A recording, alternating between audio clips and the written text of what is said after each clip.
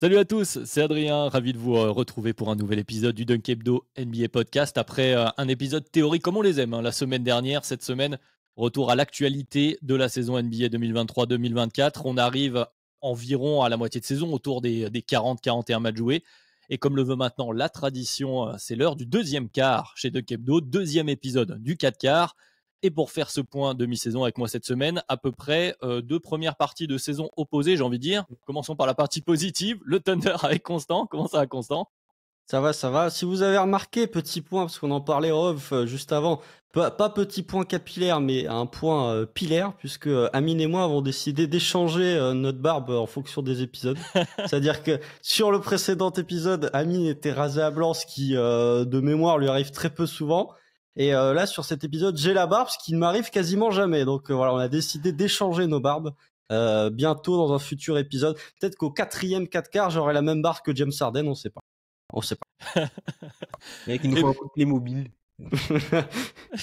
Le point capillaire, c'est toujours important chez Dunk Hebdo. Parlons plutôt capillaire. Peut-être, Tom, c'est un peu mieux que parler de la première partie de saison de Memphis, non? Ah, clairement, Oh la vache. franchement, en ce moment... Alors, l'infirmerie se remplit, on va dire. L'infirmerie ne désemplit pas. C'est même pas elle se Oui, remplit, plutôt, elle ne oui. désemplit pas. Donc, écoute, la deuxième partie de saison va être longue, mais bon, ça me fera plus de temps pour me consacrer à d'autres équipes. Ce qui est D'autres équipes triste- et au point capillaire. Ce qui est triste avec Memphis, en plus, c'est que t'as l'impression le tarif c'est 6 semaines, quoi. C'est-à-dire que C'est ça. Desmond Bain c'est 6 semaines, Marcus Smart c'est 6 semaines. Qui est-ce qui a eu le droit à 3 semaines là ces derniers temps? C'est Laravia, je crois, qui a eu 3 semaines. Premier Voilà. match, deuxième match, il sort de la G-League, il se fait la cheville sur un drive, voilà. Voilà, non mais là, Memphis, là, c'est dur. Hein. Enfin, ça rappelle les plus belles heures de l'infirmerie de Memphis. Hein. Début des années 2000. Ouais, cette année, un cimetière indien se cache sous la salle à Memphis. Mais bon, parlons plutôt du reste de la NBA. Je pense aujourd'hui, comme je le disais, c'est la deuxième partie, le deuxième quart des 4 quarts de Dunk Hebdo. Alors, les habitués connaissent évidemment le format. Pour les autres, je vous le rappelle rapidement. Sur cette donc deuxième partie de saison, environ les 20 derniers matchs, chacun d'entre nous va pouvoir choisir donc deux équipes, une équipe positive, une négative, deux joueurs, même chose, un positif, un négatif, avec bien sûr des stats pour illustrer tout ça. Et on va pouvoir parler de ce qui nous a plus ou moins plu du coup sur ce deuxième quart de saison. Comme d'habitude, on vous remercie également d'être avec nous et on vous invite, si ce n'est déjà fait, à nous rejoindre sur les plateformes de podcast et sur YouTube. Pause protocolaire. Et on est parti pour le deuxième des 4 quarts 2023-2024 de Dunk Hebdo. Alors l'intro est faite, le format est rappelé. Dernier détail, l'ordre du format aujourd'hui. Cette semaine, je vous propose un enclosed rhyme, ils appellent ça comme ça les Américains, ABBA, rime embrassé, je crois que c'est en français. Donc on va faire d'abord une équipe positive pour commencer avec les bons côtés, une équipe négative, un joueur négatif et enfin un joueur positif pour terminer sur une bonne note également. Je crois que normalement, là j'ai fait le tour, allons-y pour ce deuxième quart. Constant, pour commencer dans l'ordre alphabétique, quelle est ton équipe positive donc de ces 20 derniers matchs? Bah justement, puisque tu parles de rime embrassé, ABBA, ABBA, bah je vais vous parler de musique, je vais vous parler du Jazz de Utah. La transition est vraiment tout éclatée, excusez-moi. Mais c'est pas grave, j'aime bien. C'est quand même. improvisé comme du jazz finalement. Ouais, elle est mieux, Attention, mieux. attention, messieurs. Elle est mieux. Non, je voulais parler du Jazz parce que le Jazz, c'était une équipe qu'on avait vu venir, dont on avait parlé de façon un peu élogieuse lorsqu'on avait fait les épisodes preview, et j'avoue que j'avais été un peu déçu par leur entame de saison. Notamment parce qu'il y avait pas mal de blessures, c'était lié au fait qu'il y avait pas mal de blessures, mais je trouvais que dans le jeu, il y avait un peu plus de tâtonnement, notamment au niveau du 5 majeur. Il y avait la question de Walker Kessler qui un coup était titulaire, un coup n'était pas titulaire. Et en fait, si on prend sur la période d'évaluation de ce second 4 quarts, ils sont en 15 victoires pour 7 défaites. C'est le 7e meilleur bilan de la ligue en pourcentage de victoires, qui aurait pu être meilleur s'ils n'avaient pas perdu les deux derniers matchs contre OKC et contre Houston. Deux matchs qui sont totalement prenables en plus pour le Jazz, où ils sont complètement dans le match. Souvenez-vous, le Jazz, il y a de ça à peu près un mois, ils sont en deuxième nuit de back-to-back, ils vont à Détroit qui devait être à cette époque-là sur 38 défaites d'affilée, et ils font reposer tout le monde. Vraiment, ils font reposer tout le monde, drapeau blanc, et là tu dis la saison du Jazz, elle part vraiment dans des situations très compliquées de gros tanking, en tout cas d'équipes qui ne redressent pas la barre de façon qu'elle a redressé la barre ces dernières semaines. Et pour moi, c'est lié à un facteur, deux facteurs. Le premier, moins de blessures, c'est-à-dire que Markkanen, des joueurs qui ont pu revenir en santé. Deuxièmement, le coup de bien du Jazz correspond au moment où Colin Sexton a intégré le 5 majeur. Et depuis que Colin Sexton a intégré le 5 majeur, on est sur plus de 22 points, plus de 5 passes et à 64 de true shooting. Will Hardy on a parlé en conférence de presse, c'est à partir du moment où il a intégré Colin Sexton dans le 5 majeur, il a arrêté de se fier à l'avis qu'avaient les précédents coachs de Colin Sexton pour se faire son propre avis sur le joueur. Et je trouve que ça marche très bien. Il y a une équipe qui défensivement souffre, qui fait beaucoup de zones, mais qui malgré tout parvient à s'accrocher parce qu'en attaque, il y a beaucoup de joueurs que je trouve très intéressants. Il y a pas mal de polyvalence finalement offensive parce que tu regardes avec Lauri Markkanen, avec Colin Sexton, avec Kelly Olynyk qui peut faire un peu de playmaking, Jordan Clarkson qui est un peu plus en retrait mais qui peut quand même apporter sa petite étincelle en sortie de banc. Je trouve que c'est une équipe qui a des choses intéressantes à montrer et qui l'a prouvé ces derniers temps, qui est en train de se remettre complètement dans la course au play-in et même au-delà des victoires, il y a des victoires contre des grosses équipes. C'est-à-dire qu'ils ont battu Milwaukee, ils ont battu Denver, ils ont battu Philadelphie, ils ont été invaincus à domicile pendant quasiment l'intégralité du mois de janvier jusqu'à ce qu'OKC vienne les battre. Donc ouais, je trouve que Utah, c'est une équipe qui a su remonter la pente très rapidement alors que la saison aurait pu vite basculer, en partie lié parce que tu as un joueur comme Colin Sexton qui sort un petit peu de nulle part et qui prend sa place dans le 5 majeur, et c'est peut-être la meilleure version de Colin Sexton que tu as pu voir. T'ajoutes à ça toujours le très efficace Lauri Markkanen, t'ajoutes à ça Walker Kessler qui commence à reprendre toutes ses capacités défensives qu'on avait vues l'an dernier, un peu de John Collins de temps en temps, un peu de Kelly Olynyk, une bonne rotation sur le front de courte, et finalement tu as une équipe largement en course pour le play. Et puis tu t'es arrêté assez vite, mais c'est qu'il y a beaucoup de joueurs qui contribuent. Tu as une vraie équipe avec une dizaine de joueurs, 10 ou 11 joueurs, je crois, qui sont au-dessus des 15 minutes de jeu. Parce que tu n'as pas cité les Chris Dunn, les Fontecchio, qui fait beaucoup de bien également. Qui est titulaire aussi. Oui, bien sûr. Tom, toi, qu'est-ce que t'évoques ce Jazz aussi? Surpris, pas surpris de là où ils en sont finalement dans la course au play-in? Surpris qu'ils aient gagné autant, mais pas surpris du niveau de jeu pratiqué par l'équipe. Alors Constant a dit pas mal de choses et pas mal de choses intéressantes. Je vais rebondir sur deux choses sur les qu'il a dit. La première, l'intégration de Colin Sexton dans le 5 qui coïncide aussi au départ de Talen Horton Tucker et de Keyonte George du 5. Surtout de Talen Horton Tucker, hein, surtout. Voilà. Et aussi du coup l'arrivée de Chris Dunn, donc qui donne un backcourt assez complémentaire où on a Chris Dunn qui est plutôt très solide au niveau du guard play. Ça faisait longtemps que tu nous avais pas parlé de Chris Dunn, Tom. Ah bah oui, très solide au niveau du guard play et puis sur la défense du point d'attaque. Et Colin Sexton utilisé de façon très polyvalente, des fois en porteur de balle, des fois en poseur d'écran, des fois dans le dunker spot. Donc il apporte vraiment une vraie polyvalence offensive et on a du coup un front court qui tire énormément. Donc quand tu as du John Collins, du Markkanen et aussi du Fontecchio qui prend les tirs, tout ça en fait ça te permet d'avoir une dynamique et surtout un système offensif très mobile.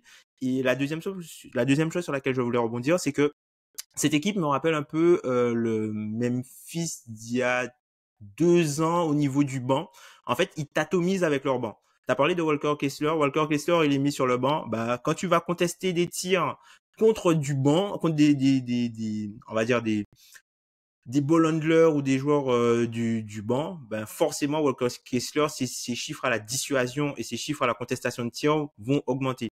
Ça va aussi améliorer tout ton jeu de transition et du coup tu vas te retrouver avec des gars comme Kelly Olynyk, tu vas te retrouver avec des gars comme Jordan Clarkson, tout ça. Donc en fait, pour moi, c'est vraiment la seconde unité permet d'avoir un niveau tel face aux autres secondes unités qu'en fait, il suffit que ton 5 majeur arrive à rester à flot pour que tu arrives à empocher des matchs. Et comme là, leur 5 majeur arrive à rester à flot, offensivement, il les tient dans les matchs, bah, du coup, le banc fait la différence et après, il est trop tard pour revenir. Vous avez fait un bon résumé de ce Jazz. Moi, la question que j'ai envie de poser pour terminer autour de leur bilan, on n'est pas au bilan, mais de cette saison, en tout cas, peut-être plus positif que ce qu'on pouvait penser au début. T'en parlais un peu, Constant. On avait annoncé aussi au début de saison le Jazz comme la potentielle équipe avec des pièces qui pourraient partir à droite, à gauche, qui pourraient intéresser du monde. Est-ce que vraiment ça a l'air d'être l'objectif du côté du Jazz? Qu'est-ce qu'on voit à court terme pour cette deuxième partie de saison, peut-être? Lauri Markkanen est intransférable. Je pense que ça a été répété suffisamment de fois pour que ce soit bien compris par les GM adverses. Il y avait beaucoup de rumeurs, notamment au moment où le Jazz semblait un peu plongé dans le classement. Finalement, non, il est rendu intransférable. Puis de toute façon, Danny Ainge, les équipes de Danny Ainge, encore une fois, n'ont jamais réellement complètement tanké, n'ont jamais été un bottom 5 en termes de bilan lors des mauvaises années entre guillemets de Boston, même s'il y en a eu très peu. Je pense que c'est un que l'année où il draft Smart potentiellement. Ouais, et encore Smart, il Et est encore. 5 ou 6 de draft, il me C'est semble. ça, 5 ou 6, je crois. Donc voilà, je trouve que ne jamais sous-estimer quand même la capacité de Danny Ainge à échanger certains de ses joueurs. Il y a quelques rumeurs qui circulent là depuis, il me semble que c'est Matt Moore, sur Kelly Olynyk qui pourrait potentiellement intéresser les Clippers, comme si les Clippers avaient déjà pas suffisamment de talent comme ça, c'est bon. Et à un moment, il faut peut-être arrêter les Clippers, ça devient indécent s'ils ajoutent Kelly Olynyk sur le front de court. Mais sinon, non, je pense que Colin Sexton, s'il maintient ce niveau, finalement, le contrat le contrat signé par Colin Sexton lors du signing trade pour le trade de Donovan Mitchell peut devenir un très bon rapport qualité-prix s'il parvient à continuer à ce rim pressure qui est un peu le mot à la mode. Après le reste, je vois pas potentiel. Jordan Clarkson qui est un peu cité du côté des Knicks, les Knicks qui ont besoin d'un ball handler, mais c'est peut-être les deux pièces amovibles. Sinon le reste, non, t'as un socle assez jeune entre guillemets. John Collins ne bougera pas. Peut-être lié aussi au fait qu'il n'y ait pas beaucoup de marché pour John Collins, mais non, sinon ça va continuer son petit bout de chemin. Tom, est-ce que tu veux rajouter quelques noms ou tu veux utiliser la transition toute offerte par Constant? Je te laisse le choix. Pas forcément rajouter les noms, mais je vais profiter un peu.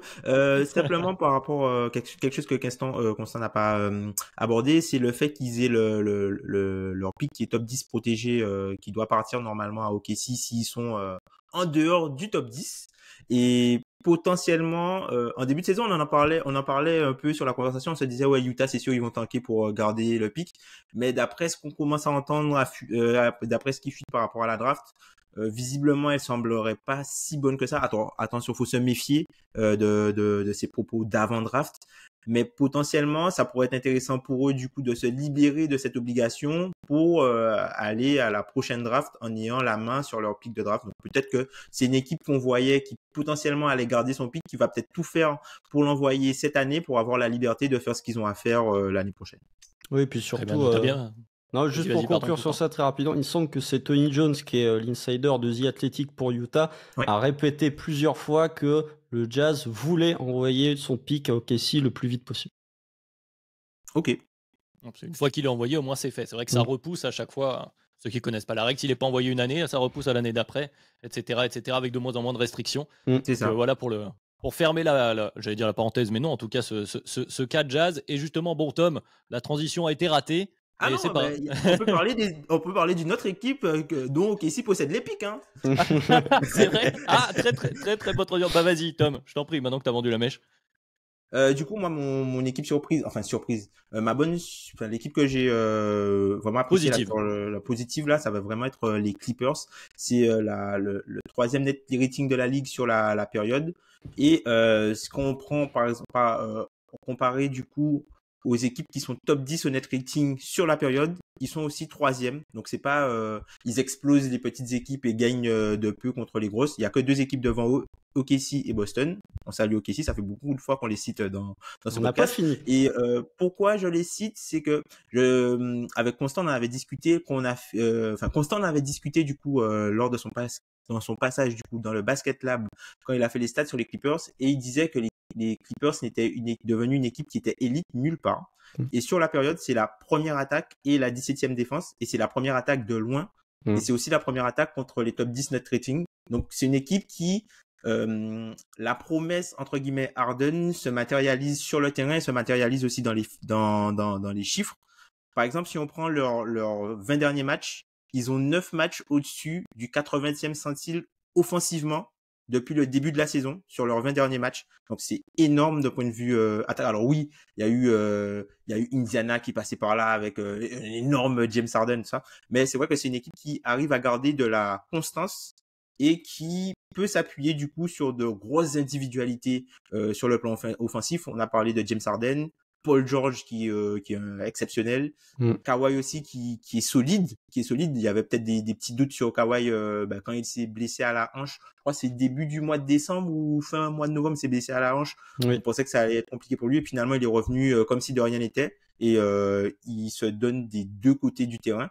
Donc Et on a eu aussi, tu vois, les confrontations. Par exemple, contre le Thunder, ils avaient perdu l'an dernier, je crois, ils avaient perdu de peu contre le Thunder. Il y avait eu un match serré. Je crois c'est Shea qui met un tir de loin. Il y a 2 ans aussi, Shea aussi met un tir. Et là, cette saison, ils ont gagné le match. Donc, c'est peut-être une petite symbolique. Ils en ont perdu de un cette aussi, équipe. hein. Oui, ils Et en un ont perdu partout. un, mais par exemple, Kawhi était pas dans là. les matchs serrés, dans les 2 matchs séries, ils en avaient perdu 2 les 2 années Oui, précédentes. tout Là, à ils en fait. ont gagné un avec un beau Paul George, un bon Kawhi, un beau Harden. Et ce qui est intéressant, c'est que les stars sont au rendez-vous, mais aussi les role-players. On peut parler, tu vois, d'Amir Kofi qui donne de bonnes minutes, Daniel Theis qui donne de bonnes minutes. Parler de leur front de courte. Voilà, donc voilà, c'est une équipe où la promesse faite est tenue pour l'instant.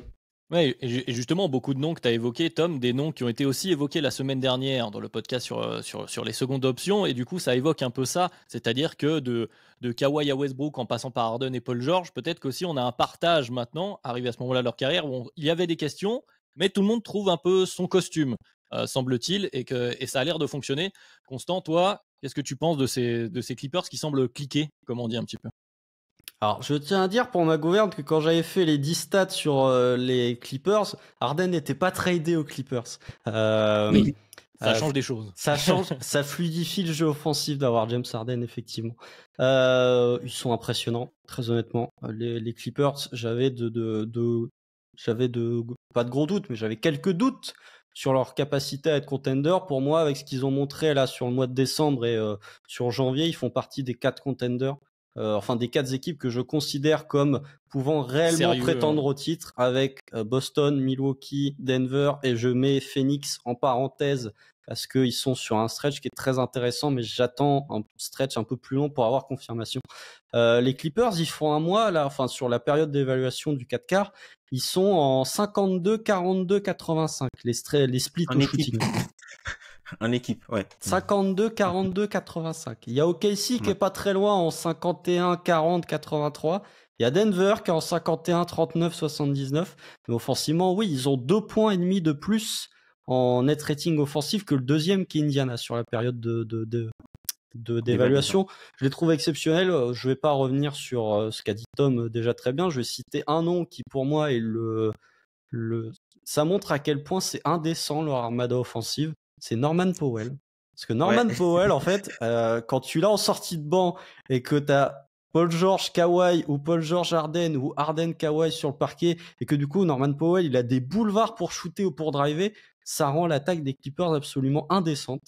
Donc pour l'instant ils roulent sur la conférence Ouest. Je serais même pas surpris à voir comment ça va se passer, mais en fonction du calendrier et du fait qu'ils aient beaucoup de matchs à jouer, notamment contre Denver, je serais même pas surpris s'ils finissent seed 1 de la conférence Ouest à la fin de la saison régulière sans blessure, parce que pour l'instant, hormis la petite blessure de Kawhi à la hanche, ils sont plutôt épargnés par les blessures.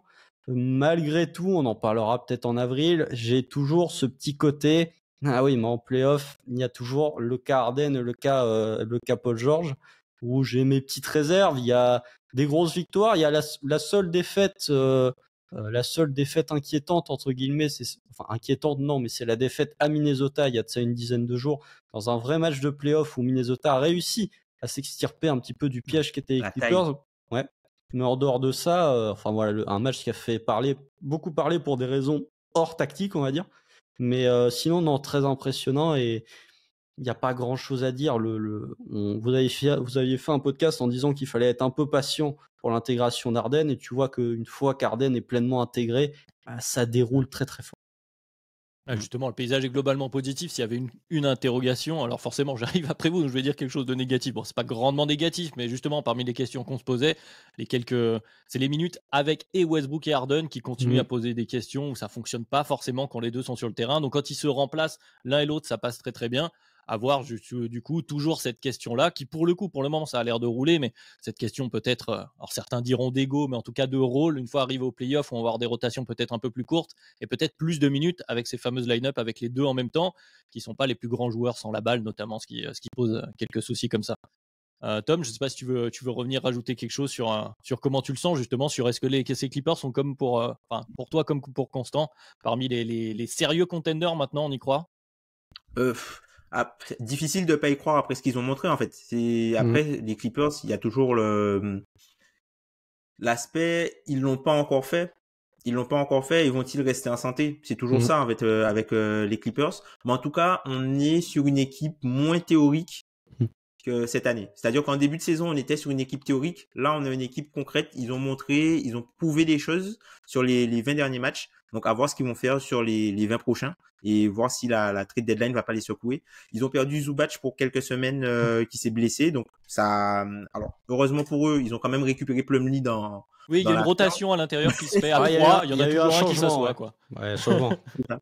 Sachant qu'ils ont peut-être PJ Tucker qui sera peut-être plus là, même si je pense que potentiellement ils pourraient le garder pour les playoffs au frais, même si il joue pas beaucoup. Mais voilà, c'est une équipe. Faut pas le griller.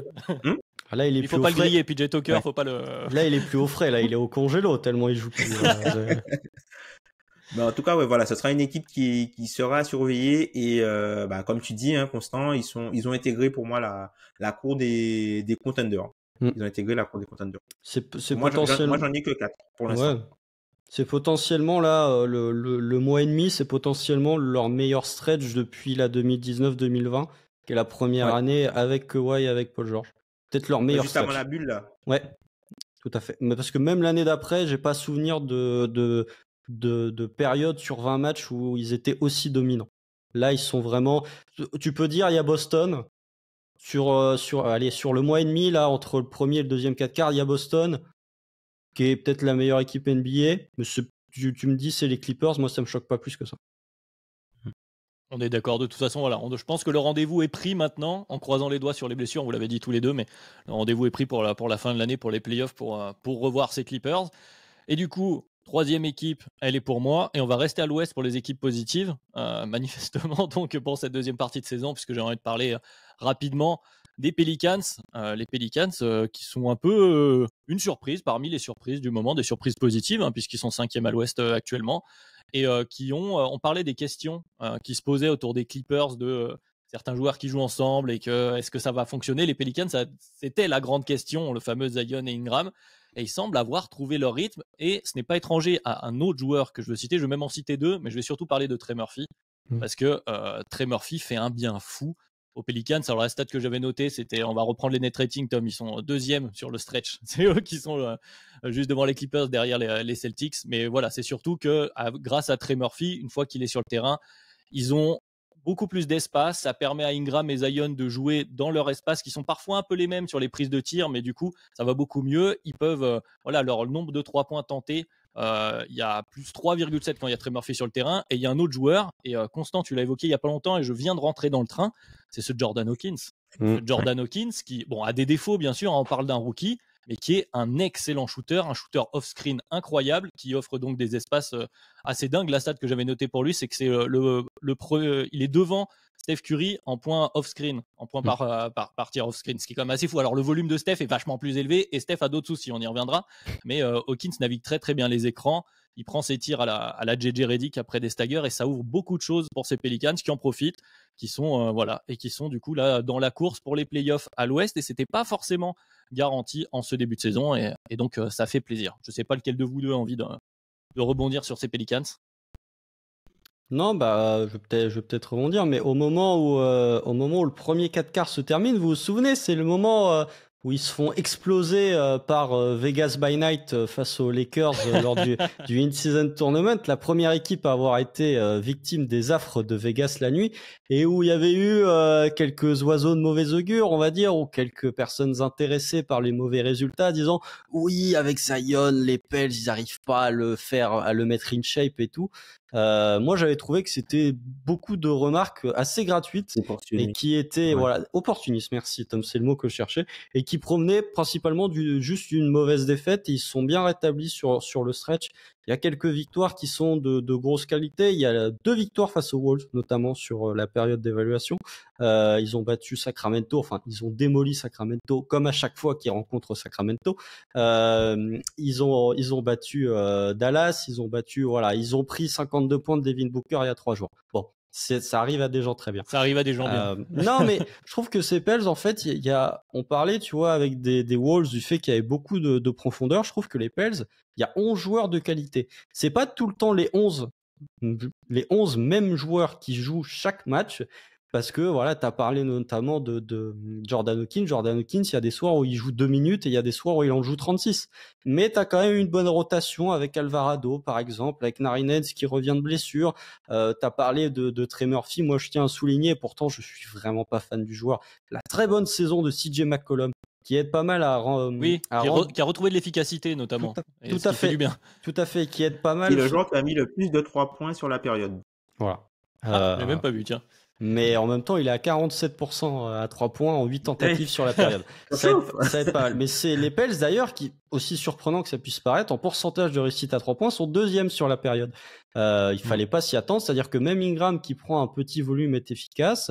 Il y a Trey Murphy qui est très efficace. Herb Jones qui d'ailleurs est dans des rumeurs de transfert, je comprends même pas comment les Pels peuvent avoir cette idée-là, qui est très efficace sur la période. Donc voilà, je trouve que ces Pels sont un peu limités au niveau de leur plafond. Parce que ça manque pour l'instant d'un vrai joueur DH20 en attendant potentiellement que Zion retrouve un niveau de domination qu'il avait pu avoir l'an passé ou sur la 2020-2021. Mais en tout cas, c'est une équipe très solide et qui me fait un peu penser, je sais pas si vous êtes d'accord avec ça, qui me fait un peu penser aux Knicks dans la conférence Est, c'est-à-dire équipe un peu poil à gratter, que t'as pas envie de jouer au premier tour, mais qui est un peu limité dans son plafond. Mais en tout cas, ils sont sur une très bonne période. Ouais, et puis pour ajouter sur les 3 points, ils sont très efficaces, mais ça je l'avais noté sur un côté, mais ils en prennent assez peu. Sur le split, ils sont, enfin sur cette deuxième partie qu'on a choisie, ils sont 22e. Alors c'est mieux, hein, ils sont 25e sur la saison, donc c'est un peu mieux. Notamment, on y revient, c'est Trey Murphy et autres Jordan Hawkins, mais voilà, le volume est quand même pas extraordinaire, ils ont d'autres problématiques. Tom, toi, c'est Pelicans, poil à gratter de l'Ouest? Oui, parce qu'il y a le truc avec les Pelicans, c'est que c'est une équipe qui, on en a souvent discuté entre nous, c'est une équipe où il y a beaucoup d'overlap, c'est-à-dire qu'il y a beaucoup de joueurs qui ont des skill sets qui se ressemblent et qui sont pas forcément complémentaires à 100%. C'est-à-dire qu'ils peuvent jouer ensemble, mais ils pourraient être meilleurs. Surtout les deux premières options. Voilà, surtout les deux premières options où tu peux avoir une équipe dans le roster qui fait sens autour de Brandon Ingram et tu peux avoir une équipe qui fait sens dans l'effectif autour de Zion Williamson. Mais quand tu mets les deux ensemble, ben, c'est plus compliqué d'insérer des pièces qui pourraient fit avec les deux.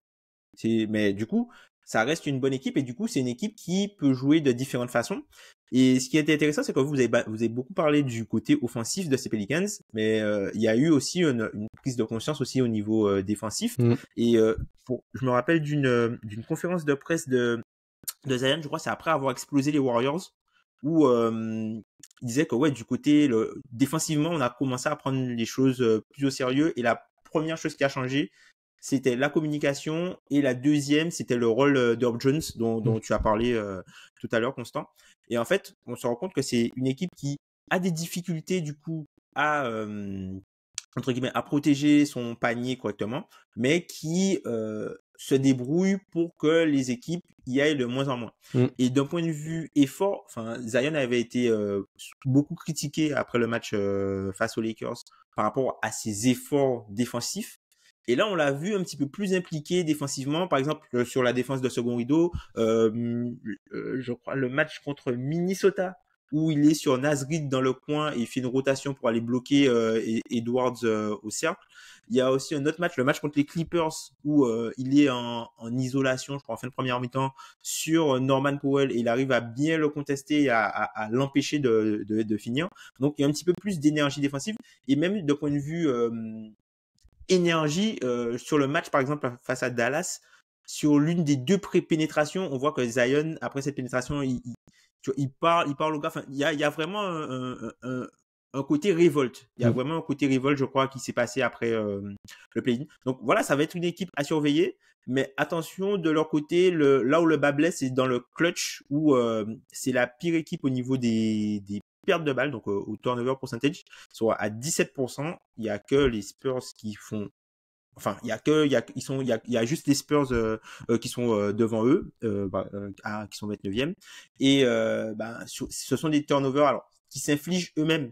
Il y a beaucoup de, par exemple, Valanciunas qui va faire des écrans en mouvement. Il y a des pertes de balles directement dans les mains. Je sais pas si vous vous souvenez le match face à Memphis où Marcus Smart récupère le ballon sur une remise en jeu, où il récupère le ballon dans les médigrammes, des choses comme ça. Donc ça, ce sont des choses qui seront à surveiller parce que c'est l'une des pires équipes dans le clutch. C'est vrai que j'ai oublié de le mentionner, c'est quand même la seule équipe qui a réussi à se faire taper 2 fois par Memphis sur les 9 matchs où Ja était là, quoi. C'est vraiment, ils ont pris 2 Ja games, et puis après, Ja, il est reparti dans son coin, quoi. C'est dur. Merci, Constant. Merci. Sur la prise de conscience de Zion, notamment Tom aussi, je trouve ça intéressant. J'ai l'impression aussi que Zion, il prend conscience de qui il est, du joueur de basket qu'il est, peut-être moins la projection qu'on avait où certains attendaient un Blake Griffin à mettre des énormes tomards tout le temps, et qui va peut-être un peu moins dans l'altitude mais un peu plus dans la force. Il est toujours un excellent finisseur et du coup il prend plus conscience de ses propres qualités, et on trouve un Zion Williamson qui dessine voilà, son profil de joueur de basket, et ça va dans ce sens aussi avec la défense où effectivement il a des qualités, il a une vitesse de pied, et il est bondissant comme jamais, donc c'était très très intéressant. Forcément, après du coup la question c'est qu'est-ce qu'est l'objectif maintenant pour les Pelicans, pour refermer cette parenthèse-là. Constant, je vais te redonner la parole. Qu'est-ce qu'on voit, qu'est-ce qu'on cherche à faire du côté des Pelicans? Alors pour l'instant, toi, tu avais l'air de dire que tu n'étais pas très partant de vendre, entre guillemets, c'est-à-dire d'échanger quelques joueurs. Du coup, quel est l'objectif court-moyen terme, j'ai envie de dire? En fait, je trouve que je peux comprendre les réticences qu'il peut y avoir sur le duo Ingram et Zion, sauf que si tu regardes les ratings, bah, cette saison, quand les deux sont ensemble sur le parquet, ils sont à 4 de net rating. Ils sont à plus 4 de net rating. C'est pas un net rating exceptionnel, mais c'est déjà un net rating qui est meilleur que ce que tu as pu avoir sur les précédentes années. Si pour moi Herb Jones doit rester. Si tu dois pointer potentiellement un joueur qui pourrait être un fusible si jamais tu voulais remodeler l'effectif, pour moi c'est Jonas Valanciunas qui est complètement dispensable, on va dire, dans la construction du roster des Pels, je trouve. En tout cas plus que Brandon Ingram.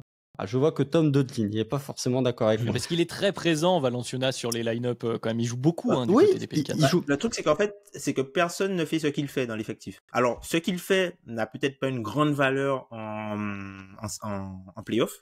Par contre, pour la saison régulière, c'est quand même quelqu'un de grand qui, quand tu vois sur le terrain, qui n'est pas dans le dunker spot, qui propose, qui est dans les coins ou même à 45, hein, qui a un tir respectable et puis du coup qui permet d'ouvrir le terrain. Et même sur le rebond, c'est quelqu'un qui est très présent aussi sur le rebond. Alors, ce sont des choses qui potentiellement dans le jeu de playoff ne vont pas servir, mais c'est un peu un stabilisateur pour eux, hein, globalement. Alors, et on s'en rend compte puisque au final, tu vois, t'as un peu raison dans ce que tu dis, Constant, parce qu'il finit pas les matchs. C'est Larry Nance qui finit les matchs depuis qu'il est de retour. Donc voilà, je trouve que, en tout cas, sur le 5 majeur, on va dire, c'est celui que je trouve le fusible le plus facile à enlever. J'enlève surtout pas McCollum, parce que si t'enlèves McCollum, là, pour le coup, en attaque, ça va être difficile. Mais on va dire que personne peut faire ce que fait Brandon Ingram non plus. Tu parlais du fait que personne pouvait remplacer ce que faisait Valanciunas. Personne peut remplacer ce que peut faire Brandon Ingram. Donc voilà, on verra. Après, je pense que l'objectif aussi, va y avoir des questions financières qui vont commencer à se poser autour de cet effectif, parce que il me semble que Zion a eu son max, c'est cette année, la première année de son max. Max normal, ouais. Il y a Brandon Ingram qui me semble a encore 2 années de contrat. Ils ont prolongé Herb Jones à ce que j'appelle la Lugensdort, c'est-à-dire le restricted free agent et le max de ce que tu peux donner. Ça, c'est un excellent contrat, mais cet été, il va aussi y avoir la question de Trey Murphy qui va se poser. Donc, ils sont... Alvarado aussi. Alvarado, tout à fait. Ils ont fait le trade. Oui, Valanciunas. Enfin, ils sont devant plein de questions financières. Ils ont tradé Kira Lewis pour passer en dessous de la taxe. New Orleans qui n'a jamais payé de luxury tax. Donc, c'est des questions qui vont commencer à se poser. Peut-être que une partie de ces réponses dépendra du résultat de la mi-avril. C'est-à-dire que si jamais les Pels venaient à passer un tour, peut-être que la propriétaire serait plus enclin à aller dans la taxe que si jamais ça se faisait bounce au premier tour. Il faut voir. Je pense qu'il y a pas mal de réponses il y a pas mal de questions financières et contractuelles qui vont dépendre, selon moi, des résultats sportifs dans les semaines ou les mois à venir. Tom, indice de confiance financière? Moi, je pense que c'est ce qui va passer en premier, hein, malheureusement, hein, avec cette franchise-là. Je pense que ça va être plus important ça va être plus important d'être rentable et de ne pas être dans la taxe que d'avoir une très bonne équipe. Et je pense que c'est une équipe qui malheureusement, ne va pas utiliser ses tours de draft supplémentaires pour améliorer l'équipe, mais va potentiellement en utiliser pour se séparer de contrats, pour passer sous la taxe à un moment donné. Et c'est un peu dommage de voir, c'est un peu dommage de ça, mais après bon, écoute, je leur donne le bénéfice du doute. Comme tu disais, Constant, ils n'ont jamais payé la luxury tax. Et par rapport à Herb Jones, je pense que peut-être lui serait potentiellement dans des rumeurs de trade pour faire quelque chose sur ce que les Américains peuvent appeler les consolidation trades, c'est-à-dire que tu vas transférer peut-être 2 joueurs bons pour essayer d'avoir un joueur très bon, sachant que dans tes 2 joueurs bons, si tu fais la somme des contrats qu'ils auront, je sais pas moi, dans 1 an ou dans 2 ans, ben, ce sera supérieur aux joueurs très bons. Donc peut-être que c'est pour ça qu'ils pourraient potentiellement être dans des rumeurs de transfert. Bah, écoutez, réponse une nouvelle fois à l'été. J'ai envie de dire, Constant, tu voulais rajouter un dernier mot Non, mais juste pour rebondir sur le cas Herb Jones, je pense que Dyson Daniels n'est pas suffisamment prêt pour pallier ce qu'il fait. Et je trouve que ce passé d'Herb Jones, qui, selon moi, c'est que mon avis, mais peut-être un top 5 défenseur sur une point of attack, défensivement, pour une équipe qui a déjà du mal à protéger le cercle, si en plus tu manques d'un réel défenseur sur le point of attack, une équipe qui est 4e au defensive rating sur la période d'évaluation peut tomber beaucoup plus bas. Ouais. Voilà, parfaite conclusion. Justement, on était sur des réticences. Allons-y tout droit aux mauvais points, aux équipes négatives. On va continuer le tour, le cercle. Constant, je t'en prie. De quelle équipe tu as envie de nous parler de manière négative cette fois-ci, j'ai envie de dire? J'ai envie de parler des Brooklyn Nets. Pourtant, j'étais plutôt, pas plutôt, mais quand j'avais fait mon classement de preview avant le début de la saison régulière, je les avais classés 8e. Donc, je pensais que ça allait être une équipe moyenne. En fait, c'est une mauvaise équipe, ces Brooklyn Nets. Y a plusieurs facteurs. Bon, alors déjà, sur la période d'évaluation, ils sont en 5 victoires pour 15 défaites. Une certaine équipe de l'Oklahoma a réussi à perdre contre cette équipe. Une certaine équipe de Los Angeles a réussi à perdre contre cette équipe. Donc, mais sinon, les 2 victoires, il me semble que donc il y a OKC, les Lakers, 2 fois Détroit, tout à fait. En back-to-back. En back-to-back. Et il me manque la 5e équipe, je sais plus laquelle, mais je la retrouverai tout à l'heure. Non, c'est très difficile. C'est très difficile. Les Nets, ils ont le 24e offensive rating sur la période d'évaluation. En fait, c'est une équipe qui souffre déjà du fait que... En fait, c'est une équipe qui souffre de la blessure de Ben Simmons. Pourquoi c'est une équipe qui souffre de la blessure de Ben Simmons? Non, mais attends. Laissez Constant faire sa démonstration. Non, mais attends. Pourquoi c'est une équipe qui souffre de la blessure de Ben Simmons? Parce qu'en attaque sur demi-terrain, il n'y a personne pour organiser le jeu.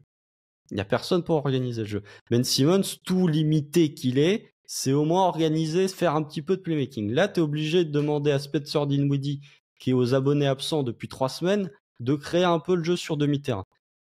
En fait, pourquoi Cam Thomas met autant de cartons? Parce que c'est l'un des seuls qui est capable de se créer son tir, littéralement. Ouais. Sinon, le reste, c'est pas possible.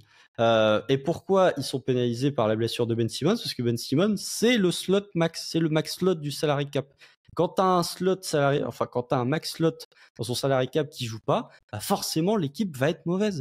Et je trouve que c'est une attaque qui est très prévisible, qui manque vraiment de création de tir individuel. Mikal Bridges, Dieu sait pourtant que j'ai été positif sur lui sur la seconde partie de saison, mais il est vraiment dans des standards qui sont qui te font baisser un petit peu le potentiel de Mikal Bridges.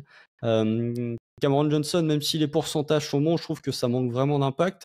Je trouve que Jacques Vaughn a, selon moi, un peu perdu son vestiaire. Il y a notamment ce match, je sais pas si vous vous souvenez, mais ils sont en back-to-back. Ils jouent contre Milwaukee et Jacques Vaughn, au bout d'un quart-temps, il repose l'intégralité de son titulaire.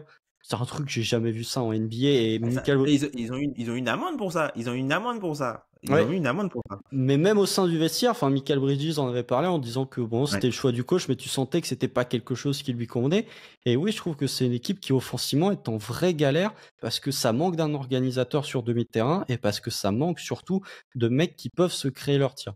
Et je conclurai juste un dernier truc en disant que on avait parlé des Nets, ou en tout cas moi je voyais les Nets plutôt comme une bonne équipe défensive, avec le cas notamment Nick Claxton qui est toujours sur courant alternatif. Il y a des matchs où tu te dis t'as envie de le prolonger et d'autres où t'as envie de l'envoyer ailleurs. Mais ils sont 22e équipe au rating défensif sur la période d'évaluation. Et moi il y a un truc qui m'a frappé et un truc qui m'a totalement surpris, c'est le game winner de D'Anthony Simons lors du second match face aux Blazers. Ouais. Il y a une remise en jeu, isolation d'Anthony Simons, c'est Michael Bridges qui est sur lui, il demande l'aide. C'est-à-dire que Michael Bridges était all defensive il y a 2 ans. Il était all defensive il y a 2 ans, il demande l'aide. Et je trouve que c'est le résumé parfait de la saison des Nets pour dire que ça va vraiment pas. Et même s'ils n'ont pas leur pick de draft et qu'il va partir à Brooklyn, je serais pas surpris qu'il soit vendeur d'ici la trade deadline. Forcément, on n'a pas envie de passer beaucoup de temps à tomber sur une équipe, mais quand même, Tom, je suis obligé de te demander ton avis, notamment puisqu'on a parlé organisation sur demi-terrain et que pourtant les Nets ont Spencer Dinwiddie. Comment ça se fait? Bah, c'est pas un organisateur sur demi-terrain, parce que c'est dommage. Enfin, voilà. Hein. Enfin, je crois que c'est le joueur qui a la pire adresse. Je crois que la stat est passée pendant le match, je crois, contre les Lakers. Je crois que c'est lui qui a la pire adresse. Je crois qu'il doit En tout cas, il a un EFG assez bas là que j'ai sous les yeux à 48,9, donc déjà c'est pas fou. Voilà, et je crois qu'il doit être à 39% ou quelque chose comme ça. Enfin, voilà, donc il a été mis de côté, malheureusement. Voilà, Spencer Dinwiddie, il lui faut un autre joueur à côté pour avoir un guard play décent. Et comme tu l'as dit, hein, problématique du jeu sur demi-terrain, gros manque de guard play, puisque au final, les ball handlers de cette équipe, Spencer Dinwiddie, Ben Simmons et Dennis Smith Jr., bah voilà. Hein. Ça arrive. Cam Thomas. Et oui, Cam Thomas. Mais Cam Thomas, tu vois, il est vraiment dans l'exploitation du mismatch, Cam Thomas. Et voilà, il est dans l'exploitation du ballon tout court. Hein. Voilà, c'est ça. C'est quelqu'un qui comme Lonnie Walker. Voilà, c'est quelqu'un qui ne fait pas de passe. Globalement, quand il reçoit la balle, tu sais, soit tu prends le rebond offensif, soit tu cours te replacer, malheureusement. Mais après, c'est aussi parce que le talent offensif global dans cet effectif-là, il n'y a pas grand-chose. Et si tu n'as pas moyen de mettre en place des systèmes pour faciliter le travail de tous les talents dépendants que tu as pu acquérir, hein, puisque on rappelle que les Nets sont un peu une équipe hipster avec plein de plein de joueurs un peu analytiques, on va dire, plein de joueurs un peu analytiques. Sauf que pour que ces joueurs analytiques puissent avoir leur rayonnement, bah, il leur faut un gros porteur de balle qui pourra les mettre dans les bonnes dispositions. Et là, aujourd'hui, ce qui peut être intéressant pour cette équipe-là, c'est se demander, est-ce que, par exemple, est-ce qu'on continue, on arrive à la fin de la saison en se disant que, bon, ben là, peut-être on est dans une mauvaise passe, mais ça va revenir, et on laisse la chance à l'effectif, sachant qu'on n'a pas notre pick de draft, ou est-ce qu'on se dit, OK, si il continue, par exemple, pour Michael Bridges, si jamais ils veulent le transférer, s'il continue à jouer comme ça jusqu'à la fin de saison, on nous a proposé 4 picks l'année dernière. Là, on aura peut-être 2. Un protégé, 3. Enfin, voilà. Donc, peut-être que ça va se poser comme question, sachant qu'il y a des équipes qui pourraient être acheteuses de ce profil. Oui, c'est peut-être ça la ligne de mire, peut-être la lumière au bout du tunnel pour les Nets, c'est qu'ils ont quand même quelques profils qui peuvent avoir de l'intérêt, peut-être sur le reste de la ligue, mais en tout cas, voilà, pas une saison, pas une seconde partie, un second quart de saison très, très reluisant pour les Nets. On va pas s'éterniser sur le négatif. Donc enchaînons sur une autre équipe. Tom, justement, je t'en prie, garde la parole. Toi, tu voulais repasser à l'ouest et aller du côté, tiens, une nouvelle fois de Los Angeles. Oui, bah écoute, les Lakers, par rapport aux problématiques pour du jeu offensif, les Lakers ont énormément de problèmes offensivement et notamment sur la partie du tir à 3 points. Et en fait, je suis allé regarder sur le jeu de possession. C'est quelque chose que j'aime beaucoup regarder, moi, le jeu de possession. Qui gagne le jeu de possession? Et sur le jeu de possession, la première équipe de la ligue, c'est OKC. Voilà, on va le dire, puisque OKC, c'est l'une des équipes qui non seulement provoque le plus de pertes de balles adverses, mais c'est aussi l'équipe qui en perd le moins, l'une des équipes qui en perd le moins. Donc du coup, ils font un double bingo sur le jeu de possession. Et les Lakers, par exemple, qui, eux, sur le jeu de possession, ils sont à 0, c'est-à-dire qu'ils concèdent autant de paniers qu'ils en mettent. Par contre, là où c'est problématique pour eux, c'est qu'ils ont un différentiel de moins 3,5 sur la ligne à 3 points. Ça veut dire que les Lakers, ils commencent chaque match à peu près moins 10, uniquement sur la ligne à 3 points. Et comme ils n'ont pas plus de possession que l'adversaire, les seuls endroits où ils peuvent rattraper ça, c'est soit en ayant des lancers francs, ou soit en étant littéralement létaux sur soit le tir à mi-distance, ou sinon dans la raquette. Et malheureusement, ils ont besoin de trouver des solutions sur le tir à 3 points. Et ils ont déjà fait pas mal de changements. Ils ont changé le starting line-up. Ils ont remis des joueurs. Ils ont essayé de reprendre certaines automatismes qu'ils avaient dans l'équipe de l'année dernière. Sauf que cette année, ça fonctionne moins bien. Et ce qui est inquiétant pour eux, c'est que LeBron James, Anthony Davis joue beaucoup. Et malgré ça, ils n'arrivent pas à trouver des solutions. Et c'est peut-être ça. Ce qu'on disait avant, c'est que peut-être que ce qu'il faut autour de LeBron, c'est plus forcément que des shooters. Il faut plus que ça. En fait, le profil dont tu as besoin, maintenant que LeBron James vieillit, c'est des joueurs qui sont capables de faire plus et qui ont peut-être besoin de faire plus de choses après dribble et pas uniquement des joueurs stationnaires. Surtout que les joueurs stationnaires qu'ils ont ne sont pas des joueurs fiables. C'est le marronnier autour de LeBron James et du fameux ball handler qui manquerait aux Lakers qui continue, et aussi de LeBron James et Anthony Davis qui sont obligés de s'employer en saison régulière pour que éventuellement, et là on n'y est pas en plus, pour qu'éventuellement les Lakers soient assurés d'une place en play-off. Constant, est-ce que toi aussi t'es inquiet, c'est un grand mot, mais en tout cas, est-ce que tu trouves ça décevant une nouvelle fois après un été qui nous avait été vendu comme positif? Alors il y a des joueurs qui contribuent pas trop mal, comme Taurean Prince qui fait plutôt un bon retour, j'ai l'impression, par rapport à ce qu'on pouvait attendre de Taurean Prince, à toute proportion gardée. Mais pour le reste, c'est plus compliqué. Bon, Gabe Vincent joue pas pour le moment. Oui, il a joué 5 matchs. Non, mais après, ils ont sorti. Enfin, à partir du moment où Cam Reddish s'est blessé, les fans des Lakers ont célébré. Donc ça vous laisse Ça y est, les fans des Lakers ont compris l'expérience Cam Reddish, quoi. Ils ont compris que même si c'était un gars de Clutch Sport, c'était pas pour autant un bon joueur de basket. La défense ne suffit pas. Non, si la défense suffit pas, on peut aussi saluer Jared Vanderbilt, pour qui la défense c'est pas un James Bond, la défense ne suffit pas, c'est les Lakers. Non, je suis perplexe en fait sur ces Lakers parce que je trouve que en fait il y a ok Rudy Gobert, mais défensivement la saison que propose Anthony Davis encore.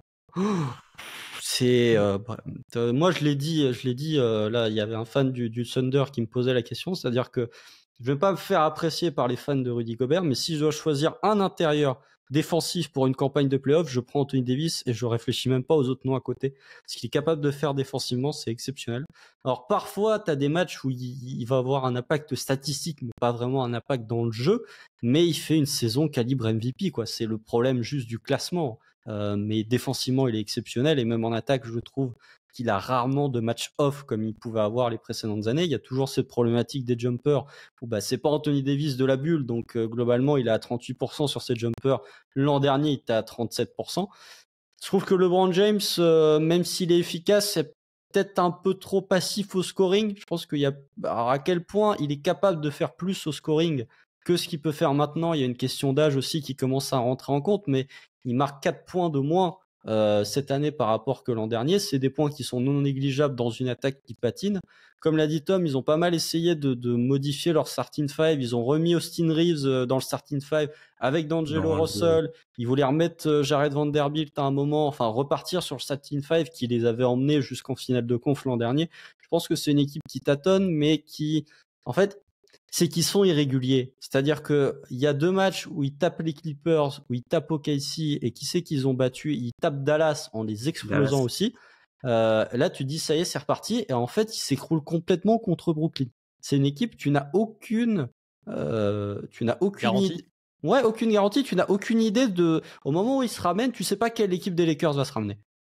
Et c'est ça qui me laisse perplexe et qui me dit, qui me fait ni dire que c'est fini pour eux, ni dire ça va se redresser. Ils vont finalement rejoindre le groupe du dessus, où il y a les Pels, les Mavs, les Kings et les Suns qui sont à la bagarre pour la qualification directe en playoff. Je trouve que c'est une équipe, tu sais pas sur quel pied danser.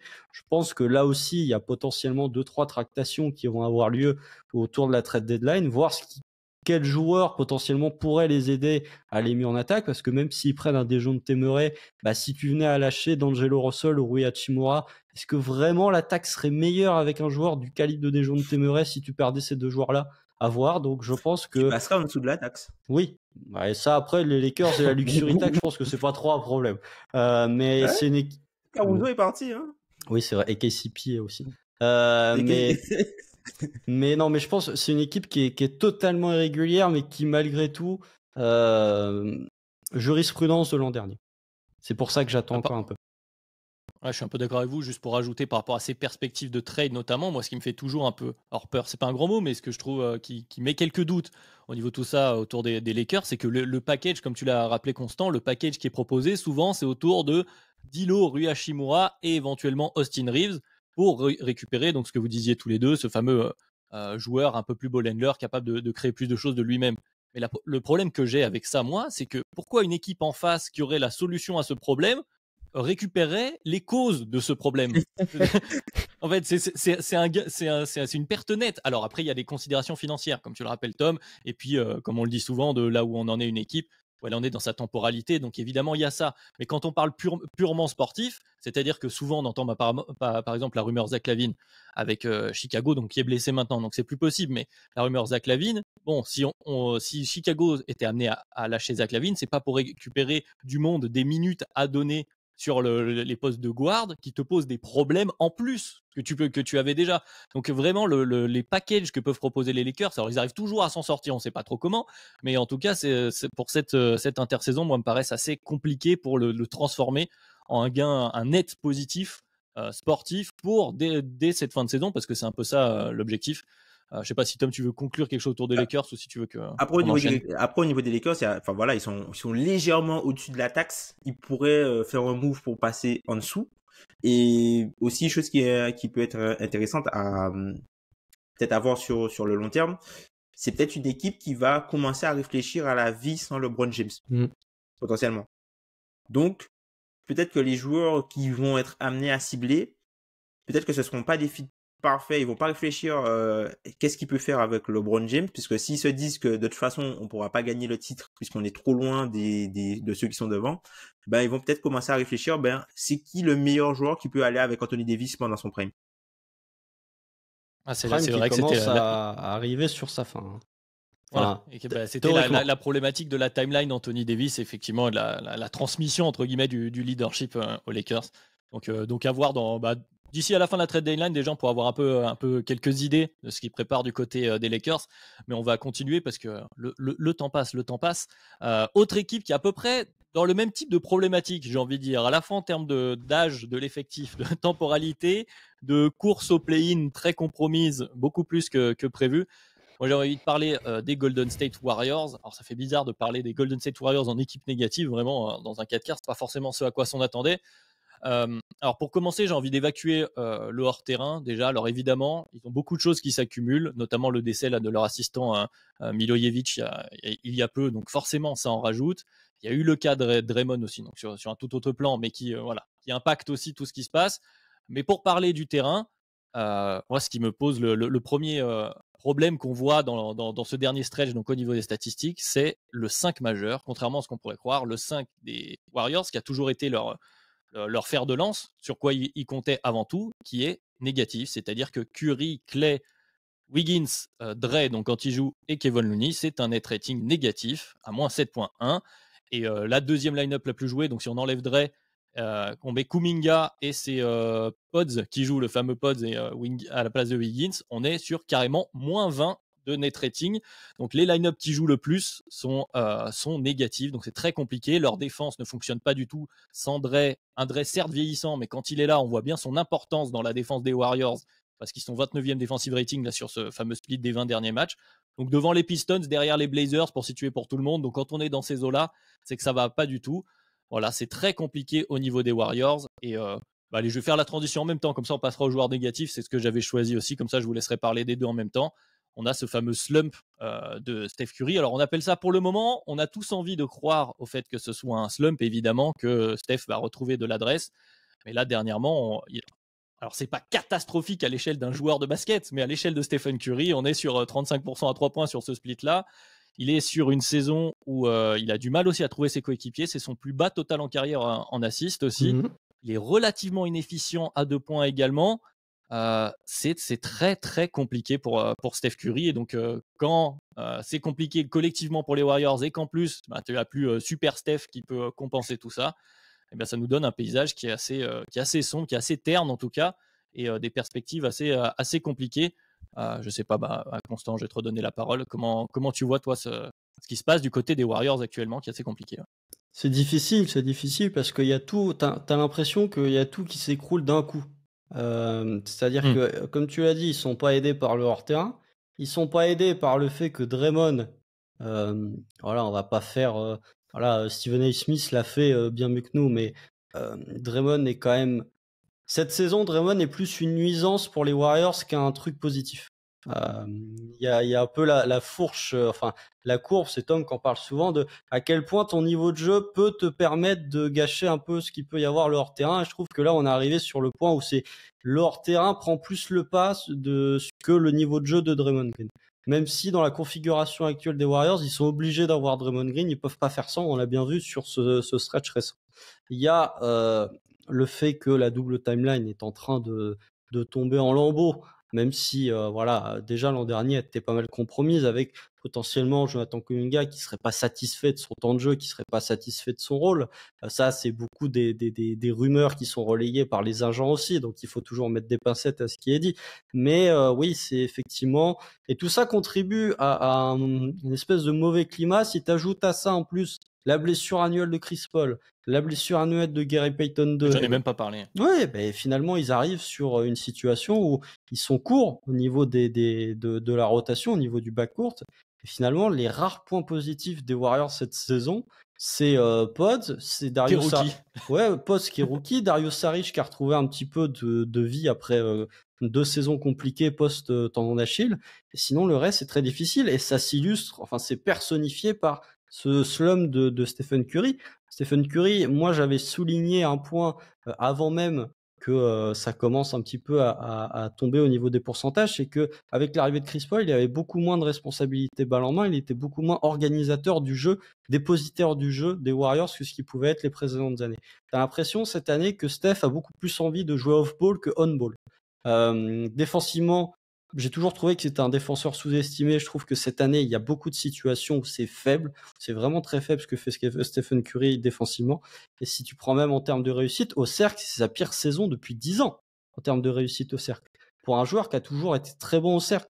Donc je trouve que oui, il y a beaucoup de facteurs. Et ce que tu parlais, notamment ton point de base sur le net rating du 5 majeur, c'était ce qui donnait un peu espoir aux fans des Warriors l'an dernier. C'était que malgré la saison décevante, même s'ils avaient passé un tour, le 5 était toujours élite en termes de net rating, mais Wiggins avait loupé beaucoup de matchs.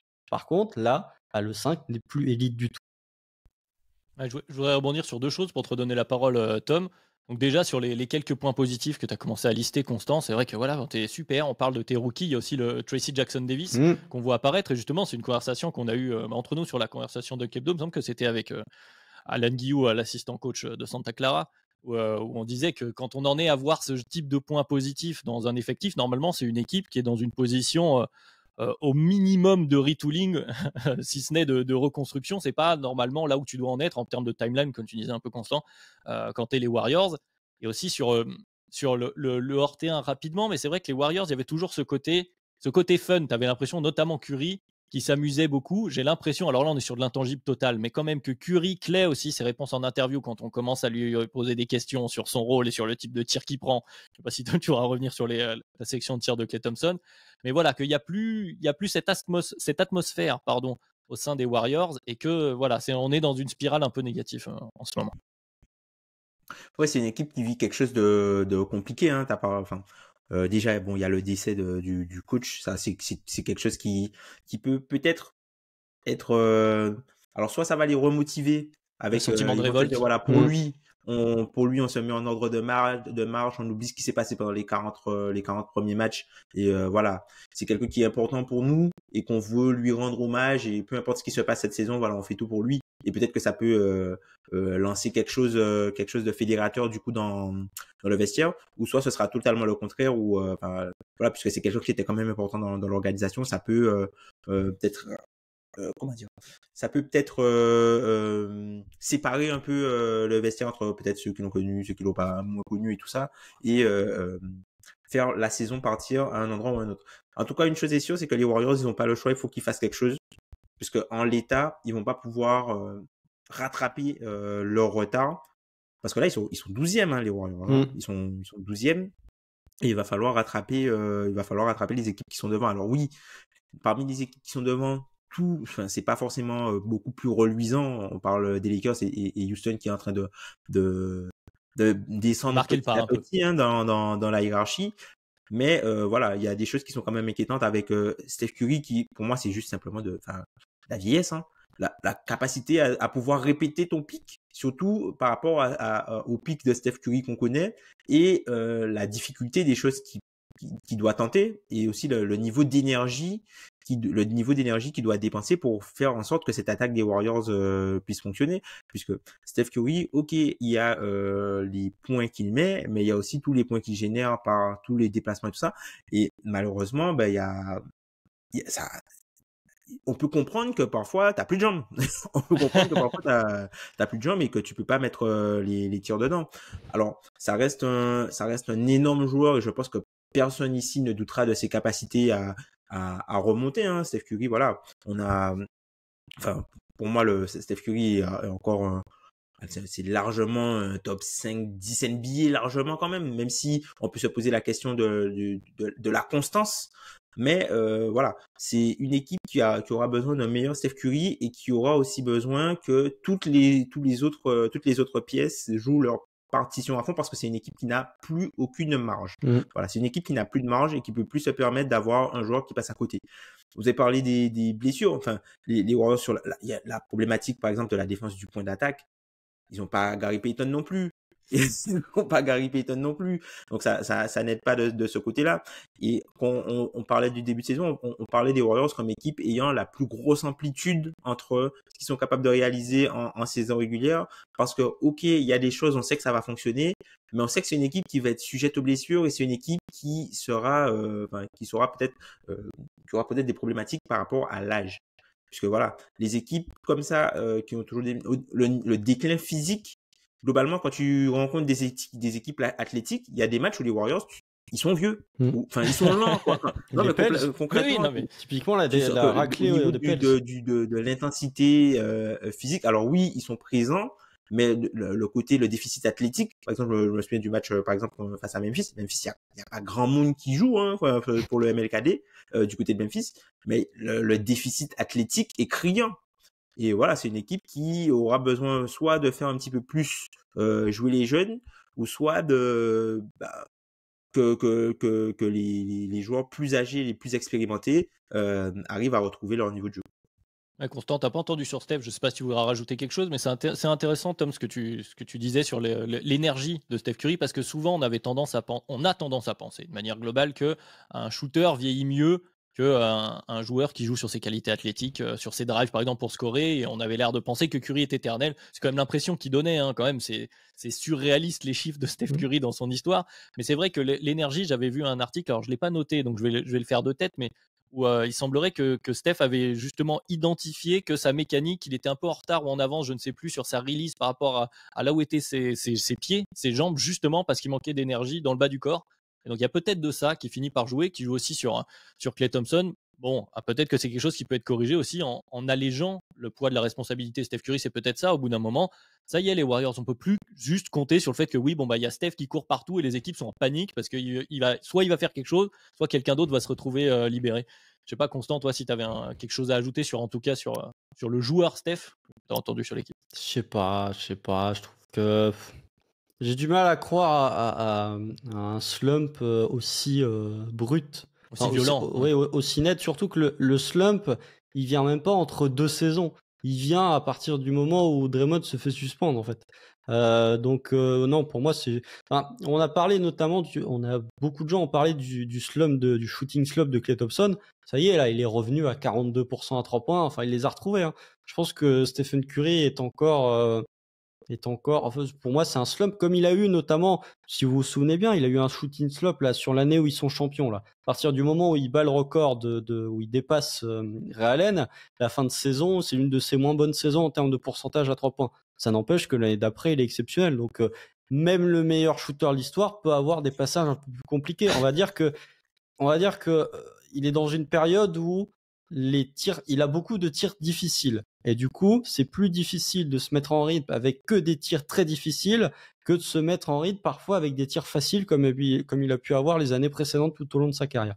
Mais non, pour moi, je suis peut-être encore, je refuse peut-être, je me voile peut-être la vérité, mais je suis encore trop confiant pour Stephen Curry.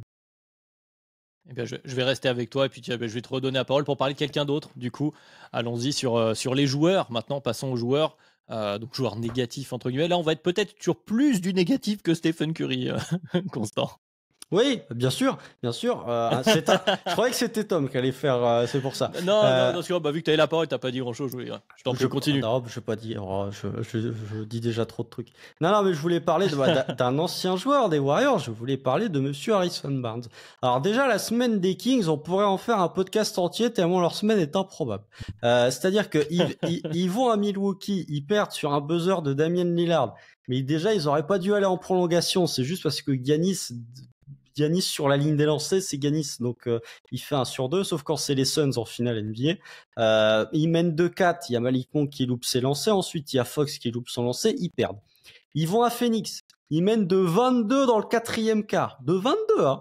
Ouais. Et là, c'est le moment où Frank Vogel, il s'est dit, mais attendez, mais si je mets 4 shooters avec Kevin Durant en protecteur de cercle, mais en fait, les équipes peuvent pas nous défendre. Ah ouais, tiens, je vais faire ça. Du coup, ils perdent. Ensuite, ils vont à Indiana. Enfin, ils reçoivent Indiana. Indiana sans Haliburton, sans Siakam. Hein. C'est juste après le trade. Ils perdent. Ils prennent 70 points en première mi-temps. Ils sont menés de 16 points à 3 minutes de la fin. Ils ont un tir. Enfin, ils ont la possession à -3 pour égaliser. Fox balance une brique. Et ensuite, c'est encore Malik Monk qui loupe ses lancers. Donc vraiment, la semaine des Kings, j'ai rarement vu une semaine aussi riche en événements, mais en événements qui vont contre toi en plus. En tout cas, cette saison NBA, c'est pas arrivé souvent. Et du coup, je voulais parler de Monsieur Harrison Barnes parce que Harrison Barnes, il est essentiel dans le run des Kings l'an dernier. C'est-à-dire que c'est pas le joueur que qui te frappe le plus quand tu mentionnes les joueurs qui ont contribué au retour en force des Kings l'an dernier. Il y a beaucoup de De'Aaron Fox, il y a beaucoup de Domantas Sabonis, il y a beaucoup de Malik Monk, mais Harrison Barnes était toujours là pour un rôle un petit peu de stabilisateur sur le poste 4 et un peu de personne qui pouvait rassurer. Il s'est posé une problématique après les playoffs où Harrison Barnes a fait des playoffs qui étaient décevants, comme il a souvent fait, notamment du côté de Golden State, où tu te demandes, bon, il est free agent, tu ne peux pas le laisser partir parce que tu as envie de ramener le même groupe que celui qui t'a ramené en playoff pour la première fois depuis 17 ans, mais tu sais que le contrat, même en lui donnant un contrat court, puisqu'il a eu un contrat entre guillemets de 3 ans, il va être difficile. Et en fait, le problème, c'est qu'Harrison Barnes a vraiment une chute de niveau cette saison. Si vous regardez juste l'impact statistique, où vous vous dites, bon, il a 47% au tir, il a 40% à 3 points, il a 58 d'effectif field goal pourcentage, c'est mieux que l'an dernier. Oui, mais seulement il a 10 points par match, il prend un tiers de rebond en moins et il fait quasiment moins de passes.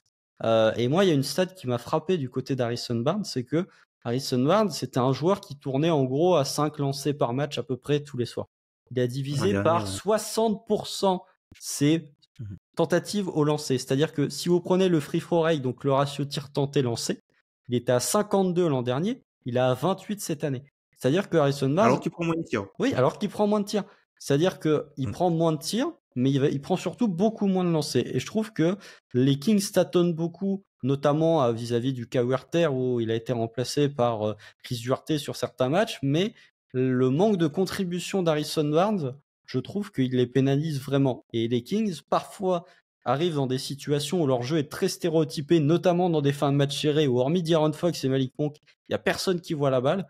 Et je trouve que oui, Harrison Barnes, qui était un élément important de ces Kings l'an dernier, contribue, avec le fait que la conférence Ouest est meilleure que l'an dernier, il faut dire la vérité, contribue un petit peu à cette semi-déception, en tout cas l'insatisfaction que peuvent ressentir les fans des Kings cette saison.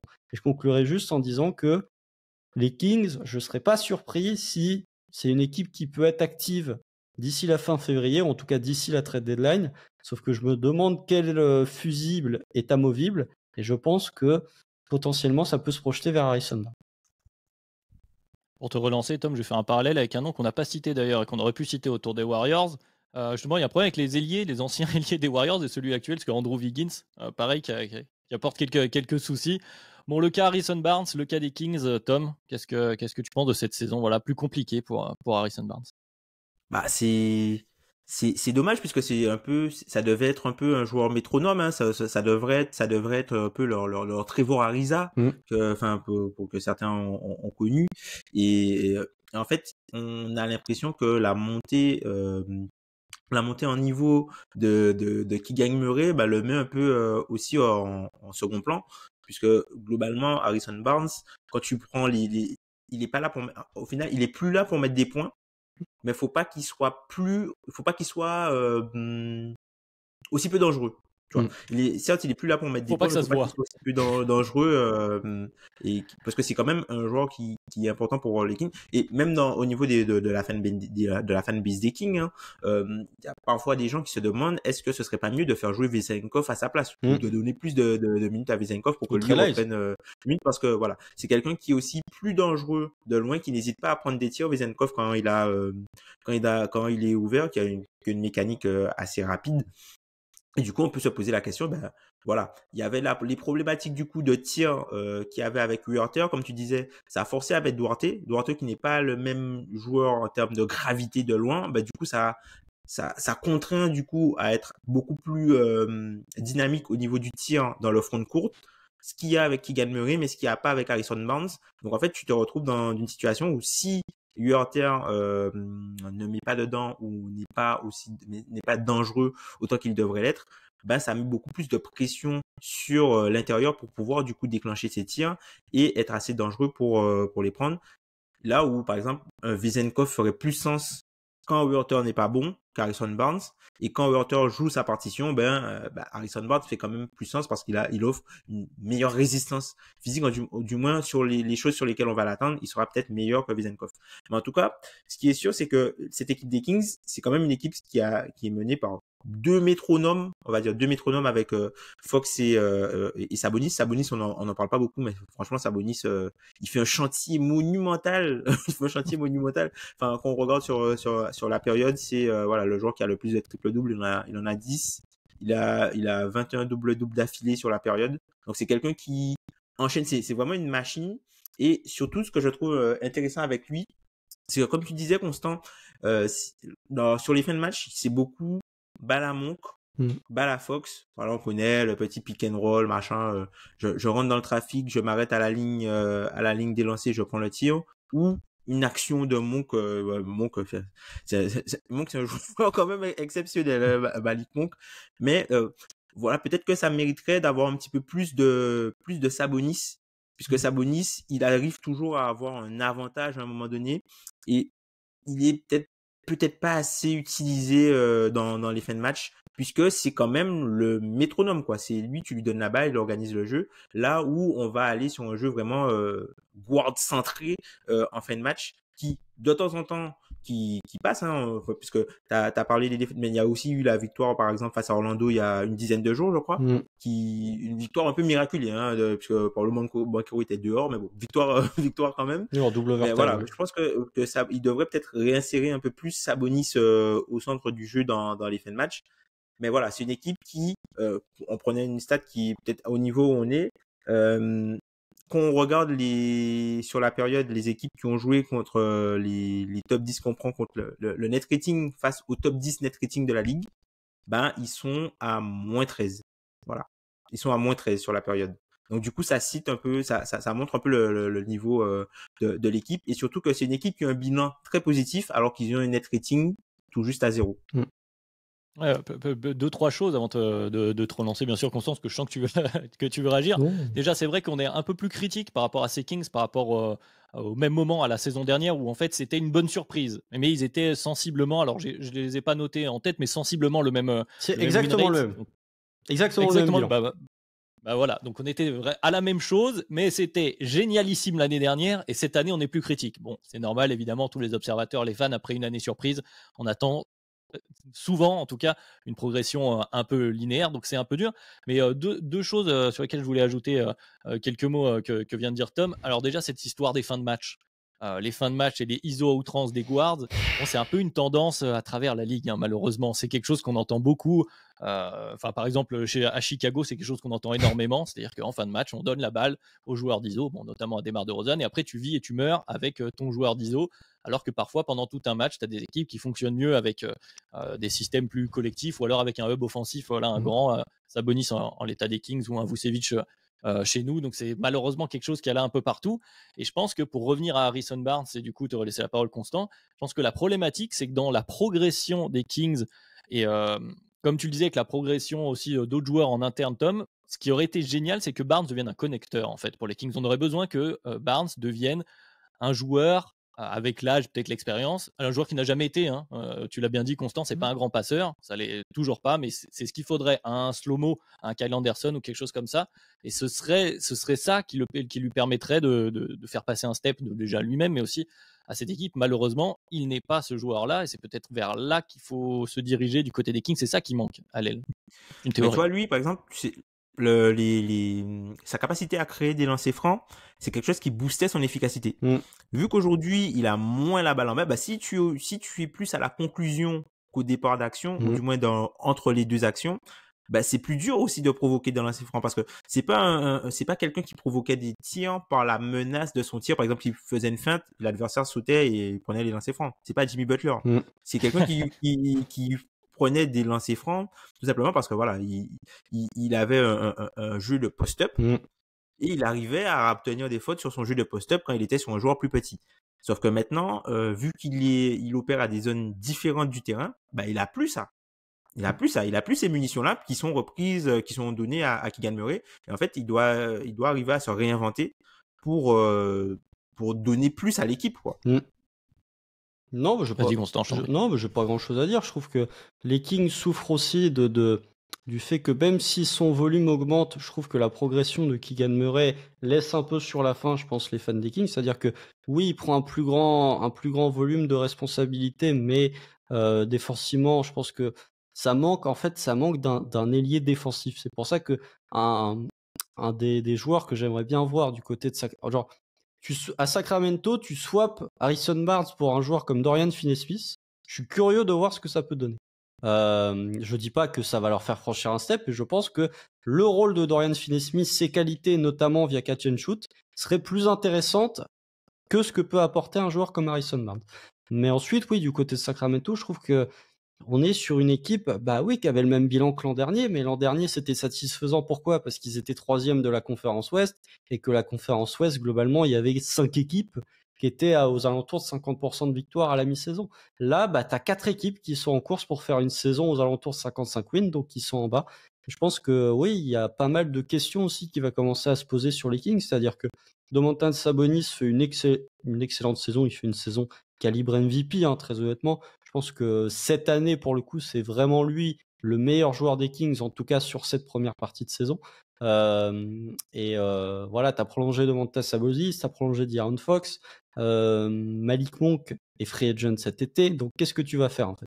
C'est que financièrement, ils vont se retrouver engagés, tout en se disant « Ah mais oui, mais potentiellement, il y a une prolongation de Keegan Murray. » Donc, soit ils font un espèce de splash move, ce que je pensais qu'ils pouvaient faire potentiellement sur Pascal Siakam, mais qu'ils ne l'ont pas fait. Mais justement, avec ces considérations financières, de dire on a Fox, on a Domantas Sabonis sous contrat, on veut prolonger Malik Monk à tout prix, tout en gardant un peu de flexibilité pour Keegan Murray, je ne serais pas surpris si un joueur comme Harrison Barnes pourrait être le premier fusible. Et ce serait logique tant son apport est limité et tant finalement ça pèse d'une part sur les finances des Kings et sur leur manque de progression linéaire, comme tu l'as dit, cette saison par rapport à l'an dernier. Ce sera le mot de conclusion sur Harrison Barnes, Tom. On va continuer sur les joueurs parce que on va pas être en avance une nouvelle fois. Sur les joueurs négatifs, on parlait infirmerie un peu plus tôt, une infirmerie à l'ouest chez toi à Memphis. Il y en a peut-être une autre du côté de l'est. C'est deux dont tu veux parler, non ? Bah oui, bah écoute, moi pour mes joueurs négatifs, en tout cas sur cette partie de la saison, enfin sur le sketch qu'on a choisi, c'est LaMelo Ball et du coup Mark Williams. LaMelo Ball et Mark Williams qui sont vus comme deux des trois intouchables globalement de l'effectif des Hornets, notamment qu'on voit au niveau de la fanbase. Et sur la période, selon vous, ils ont joué combien de minutes ? Les deux en cumulé ? Ouais. Ça va pas faire beaucoup. Hein. Non, mais déjà, il me semble que Mark Williams, il est pas là du tout sur la période d'évaluation, déjà. Donc ça aide bien. Exactement. Et du coup, LaMelo, il a joué quoi ? Il a joué 3 matchs, non ? 4 matchs ? 3 matchs, ouais. Donc ça doit faire 130 minutes, 140 minutes. Ouais. C'est ça, 120 minutes voilà. pour les deux, les 4 matchs. Voilà. Et c'est dommage pour cette équipe-là qui, non seulement est dans... Alors, il y a des problématiques au niveau du proprio. On sait que une partie de la franchise a été rachetée cet été. Il y a pas mal de choses. Il y a les problématiques de Miles Bridges. Enfin voilà, c'est une franchise où il y a très peu de bonnes nouvelles, Et malheureusement, au début de saison, c'était vraiment une bonne nouvelle de voir du coup de revoir le duo LaMelo Ball et Mark Williams. Et sur ces 20 derniers matchs, on n'a rien vu. On n'a quasiment rien vu. Surtout que Mark Williams a une blessure au dos. Voilà, ça fait 20 matchs manqués à peu près. C'est beaucoup. Là encore, Clifford a dit en interview qu'il ne sait pas quand est-ce qu'il va pouvoir revenir. LaMelo Ball, il s'est fait gravement la cheville. Il a encore manqué 20 matchs. Donc lui, son extension, voilà, les 65 matchs, mon gars, c'est fini les All-NBA pour toi. Donc, il n'aurait pas été NBA dans tous les cas. Il n'aurait pas été, mais là, c'est sûr qu'il les aura pas. Donc, il aura pas il sera pas designated rookie. Donc, c'est bien pour les finances du proprio, en tout cas, puisque c'est un joueur qui potentiellement pourrait se glisser peut-être dans un top 20 NBA dans les 3-4 prochaines années, LaMelo Ball. Mais en tout cas, voilà, c'est dommage, en fait, pour cette équipe-là de se voir amputer de de 2 de ces 3 joueurs intransférables pour cette période, alors qu'ils ont vraiment besoin de ça pour faire de l'identification de talent. Et c'est pas des joueurs comme, alors oui, Terry Rozier fait une excellente saison, mais c'est pas lui le futur de la franchise. Oui, puis là, c'est très très compliqué. C'est-à-dire que sur ce stretch, là, sur ce deuxième quart, ils sont en 2-18, c'est-à-dire exactement le même résultat que les Detroit Pistons. C'est cette année. Voilà, cette année, quand tu fais les mêmes résultats que les Pistons, c'est pas dingue. Et eux aussi ont battu Toronto. Tu vois, c'est pas la même équipe. On a cité les 2 victoires, mais eux aussi ont battu Toronto comme les Pistons. Et puis bon, voilà, pour revenir là-dessus rapidement, je pense, Constant, c'est vrai que en fait, c'est les 2 pièces en plus. Alors, je sais pas en termes d'importance, mais tu as ton créateur primaire, en plus, on parle d'extension, enfin en tout cas la pièce centrale de ta reconstruction, entre guillemets, et puis tu as ton intérieur majeur aussi, parce que la rotation intérieure de Charlotte, elle est très très courte. Déjà, elle est très courte avec Mark Williams, mais alors sans, c'est bien compliqué. Nick Richards, J.T. Thor, PJ Washington en poste 5, c'est la rotation sur le backcourt. Non, mais je vais faire très rapide parce que sinon Ben va nous interdire le prochain 4K. C'est bien parce que dans la cour, à chaque fois, il dit « Mais je comprends pas, je passe vraiment pour un tortionnaire après. » Il l'a dit la semaine dernière en podcast. Du coup, on entretient le mythe, du coup, ça c'est bien. Non, mais je vais faire très rapide sur les Hornets. Il y a 2 rayons de soleil, entre guillemets, sur les Hornets. Parce qu'il y a un moment, je veux bien qu'ils jouent Hornets, mais il faut quand même saluer la très bonne saison rookie de Brandon Miller. Quand je vois qu'il est pas dans le top 10 au rookie ladder, je suis en mode c'est pas parce que vous regardez c'est pas parce que vous regardez pas les Hornets qu'il faut saquer Brandon Miller. C'est ça, personne n'y regarde. Et puis Terry Rozier qui est un candidat potentiellement à bouger, qui je pense peut soulager une bonne équipe. Terry Rozier, parce qu'il montre de bonnes choses du côté de Charlotte. C'est toujours un peu inconstant, mais il y a des explosions offensives sur certains soirs de Terry Rozier. Tu te dis ah oui. Et juste sur le cas LaMelo Ball, LaMelo Ball, j'ai pas grand chose à dire dessus, mais Mark Williams, un joueur très athlétique dans sa 2e saison qui se fait le dos avec un coach qui dit ça fait 1 mois et demi qu'il est pas là, je sais pas quand il va revenir, ça ne me rassure pas du tout concernant les années à venir de Mark Williams. Bon, voilà, ça fera la conclusion, comme tu as dit, on va pas s'acharner. Déjà en termes de timing, ça nous arrange, et puis en plus c'est assez compliqué pour les fans de Hornets depuis le début de la saison, de toute façon, donc courage à vous. Depuis 5 ans, il y a un moment. Oui, c'est vrai, depuis un bon moment, on va dire ça comme ça, et on salue Michael Jordan, s'il nous écoute, bien sûr qu'il écoute Dunk Hebdo, Michael Jordan, ça ne fait aucun doute. Retournons plutôt au positif pour aller au bout du podcast. Tiens, je vais commencer au niveau des joueurs positifs, parce que j'avais envie de faire du chauvinisme, bien ou mal placé, je vous laisse juger forcément, mais voilà, c'est un des noms qui dans le stretch dernier a fait notamment justement lui à l'intérieur de ce stretch un très bon stretch. Après il est revenu un peu plus rentré dans la norme. Je vais parler de Kobe White, bien sûr. Kobe White qui a eu besoin de temps pour se développer, mais je trouve que c'est assez intéressant de ces histoires de jeunes guards dans des contextes où justement ils n'ont pas forcément tout de suite les situations et les répétitions pour montrer ce qu'ils font, et puis surtout pour progresser, pour apprendre le niveau NBA.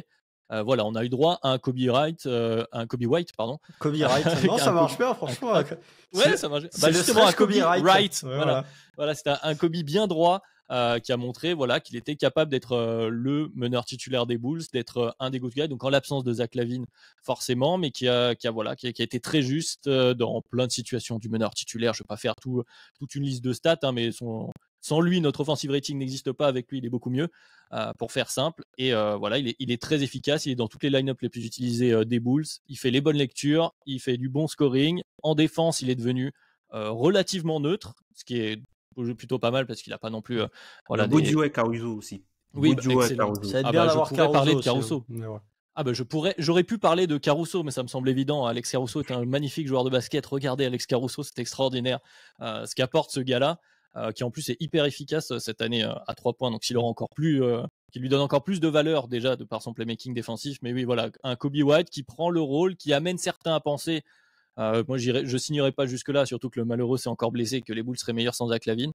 Mais en tout cas, voilà, Kobe White qui prouve que parfois les jeunes guards, il faut leur laisser un peu de temps et une fois que le jeu se met à ralentir, ils sont capables de faire des choses. Ils progressent aussi sur les aspects un peu plus courts de Kobe White qui étaient ses drives. C'est pas un joueur qui aime beaucoup le contact, mais il en prend un peu plus. Il provoque un peu plus de fautes. C'est moins qu'avant, mais en tout cas, voilà, qui devient létal, pas capable de créer son tir. Et dans les situations de fin de match, on parlait de ça tout à l'heure, Tom.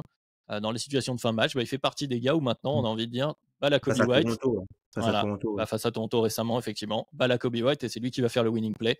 Donc voilà, shout out to Kobe White pour moi. Je sais pas si justement vous voulez dire un mot sur lui ou non. Dans cette course au MIP. La chose qui m'impressionne le plus, c'est sa capacité à ingurgiter des minutes. C'est quelqu'un qui est passé d'un rôle de remplaçant à titulaire, à jouer beaucoup de minutes, à avoir beaucoup de responsabilités offensives et qui arrive à enchaîner les minutes, ne pas se blesser et être constant. Alors que c'est quelque chose qui, à mesure où les minutes augmentent, tu peux avoir un peu de haut, un peu de bas. Donc, c'est quelque chose qui sera observé sur la deuxième partie de saison. Est-ce qu'il arrive à conserver ce même niveau de jeu alors que vraiment les minutes continueront à s'empiler sur sa carcasse? Oui, et puis surtout, là, on a aussi vu le petit ralentissement où les équipes, j'ai eu l'impression, pour voir beaucoup les Bulls, les équipes commencent aussi à peut-être que dans le scouting report, il y a écrit, bon, on va le défendre d'une certaine façon, Kobe White, on va étudier ses tendances et peut-être un peu plus s'adapter. Donc voilà, c'est le step suivant. Constant, je sais pas si tu veux ajouter un mot dessus. Non, je trouve que déjà la petite stat que j'avais trouvée, effectivement, l'offensive rating lorsque Kobe White est sur le parquet est de 116 pour les Bulls. Lorsqu'il n'est pas sur le parquet, il est de 107.4. Ça fait une sacrée différence. Après, Kobe White n'est pas souvent pas sur le parquet du côté des Bulls. Non, je trouve que, en fait, un peu comme Colin Sexton, c'est un peu le leitmotiv de cet épisode, c'est que, et un peu comme Malik Monk, c'est des guards qui ont été draftés loterie et qui explosent sur leur deuxième contrat, finalement. Et du coup, tu arrives dans des situations où, avec ce qu'ils sont capables de montrer, finalement, les 33 millions, là, les 6% du cap que prend Kobe White sur 3 ans, ça peut être un très bon rapport qualité-prix. C'est juste dommage qu'il soit dans une équipe qui n'ait pas forcément besoin d'un contrat bargain, on va dire, pour pouvoir payer ses joueurs au max, en tout cas pour être vraiment compétitif. Mais non, c'est un des points positifs de cette équipe des Bulls qui... Il y a un petit peu de mieux là, surtout parce que ça joue des équipes pas très bonnes, mais qui, on va dire, se repositionne dans la course au 9e spot pour de la conférence S derrière le top 8. Même si finalement vous n'êtes pas si loin de ça d'Orlando, il me semble qu'il y a 2 défaites d'écart. Mais le calendrier d'Orlando s'allège un peu ces prochaines semaines. Donc voilà, je trouve que non, Kobe White, j'ai pas grand chose à dire dessus. Je trouve que bon. Kobe White dans la course au MIP avec Jalen Johnson, c'est pas le Lauri Markkanen chez Gilgeous Alexander de l'an dernier. Hein. Là, on est dans une course qui renferme bien le MIP effectivement. Mais non, sinon, je trouve ça intéressant de voir des guards qui effectivement sont responsabilisés. Et à partir du moment où ils sont responsabilisés avec un petit peu de bouteille sur leur deuxième contrat, parviennent à être efficaces et qui parviennent à devenir des joueurs de basket positifs, tout en étant relativement correct sur l'aspect défensif, ce qui est le truc qui peut être un peu un péché mignon de ces joueurs au volume entre guillemets en attaque, un peu freelance, on va dire. En parlant de guard responsabilisé, en tout cas surtout sur ces dernières semaines, Tom, tu me vois venir forcément. Il y en a un qui a dû faire du boulot et qui a battu un sacré boulot du côté de Cleveland. Oui, ben moi mon joueur c'est vraiment Donovan Mitchell pour le coup, parce que au moment où on apprend la blessure du coup de Darius Garland et d'Evan Mobley et aussi la retraite de Ricky Rubio, puisque ça a fait strike d'un coup, il y a des questions qui se posent sur l'avenir de Donovan Mitchell, c'est-à-dire oui, est-ce que les Cavs feraient pas mieux de le transférer pour obtenir une valeur? Et le joueur est resté totalement imperméable à ça.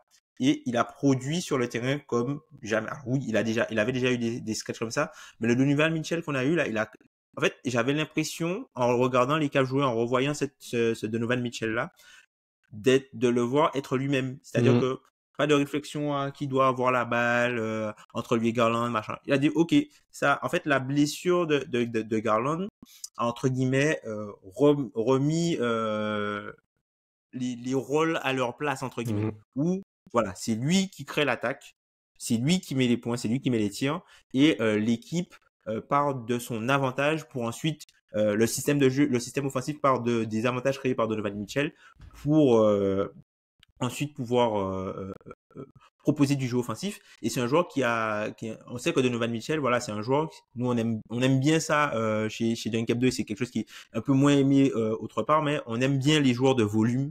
Et Donovan Mitchell, c'est un joueur de volume, et en l'absence de Garland et de Mobley, Donovan Mitchell, il a pu prendre du volume tout en restant efficace, puisque quand on fait un true shooting plus relatif, c'est-à-dire qu'on prend uniquement les joueurs qui ont 30% d'usage, il est à 101, donc il est au-dessus de la moyenne, et il est entre Luka Doncic et comment il s'appelle, et Anthony Edwards sur la période. Donc c'est quelqu'un qui a su élever son niveau de jeu offensif, alors qu'il y avait des choses qui se disaient sur lui potentiellement hors terrain, et qui permet à ces Cavs du coup de rester en course, puisque ils sont à 6 ou 7 victoires de suite là, je crois. 7. Ah, quelque chose comme ça. C'est 7. ça. Ouais. C'est ça.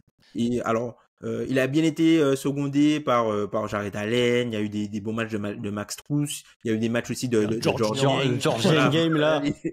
Ces joueurs-là, voilà, ils ont bien été secondés. Mais en tout cas, c'est le truc qui est un peu peut-être malin, c'est-à-dire que si, je pense, hein, alors peut-être que je me fourvoie, hein, mais si par exemple ça avait été les mêmes résultats et il y avait eu Jared Allen et Donovan Mitchell qui étaient out, et c'était avec les mêmes résultats avec Garland et Mobley, on aurait parlé de trade un des deux. Et ça, c'est quelque chose qu'on n'entend pas du tout. Ouais, il y a peut-être une question d'âge ou de temporalité aussi qui se met dedans, mais effectivement, moi, j'ai pas grand-chose à ajouter. On le connaît, Donovan Mitchell, jamais meilleur, en tout cas jusque-là, que quand il est, comme tu le disais, le Tom, un peu l'option unique, parce que c'est pas forcément un soleil comme on l'entendrait sur un héliocentrisme, mais vraiment le hub principal d'une attaque. Après, il en devient aussi, c'est toujours la question, il en devient aussi la limite. Donc, c'est vrai que son association avec Garland, c'est toujours la question du plafond, en fait. Et là, il assure, dans ces situations-là, il fait partie de ces joueurs, en fait, qui t'assurent un plancher de très haut niveau et qui te permet d'être, première partie de tableau de ta conférence. La question sur les playoffs, ce sera peut-être autre. Je ne sais pas si Constant, tu veux en rajouter autour du spadassin, pour reprendre l'expression consacrée à Donovan Mitchell. Non, mais je trouve, bon, déjà, c'est un peu la revanche des critiqués, hein. C'est-à-dire entre Donovan Mitchell et Jared Allen, c'est un peu, on va dire, ceux qu'empêchent les chouchous de l'Ohio de vraiment se développer, quoi. Et là, ils font bam, vous n'êtes pas content, c'est pas triplé, c'est 7 victoires de suite. Non, je trouve qu'en fait, Donovan Mitchell, moi, j'ai appris à apprécier Donovan Mitchell, le joueur. Pourtant, je suis vraiment pas parti sur des bases d'appréciation, mais j'ai beaucoup de respect pour ce que fait Donovan Mitchell, et même j'apprécie le joueur. Mais par contre, pourquoi ça marche, parce que comme l'a dit Tom, c'est le même système qu'à Utah, en fait.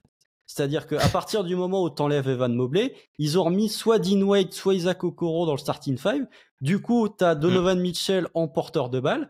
T'as un 2, un 3, un 4 qui portent pas la balle, qui peuvent tirer. Et t'as un joueur de pick and roll, avec Jared Allen, plus Caris LeVert qui reprend le rôle qu'avait Jordan Clarkson d'être ce second ball handler.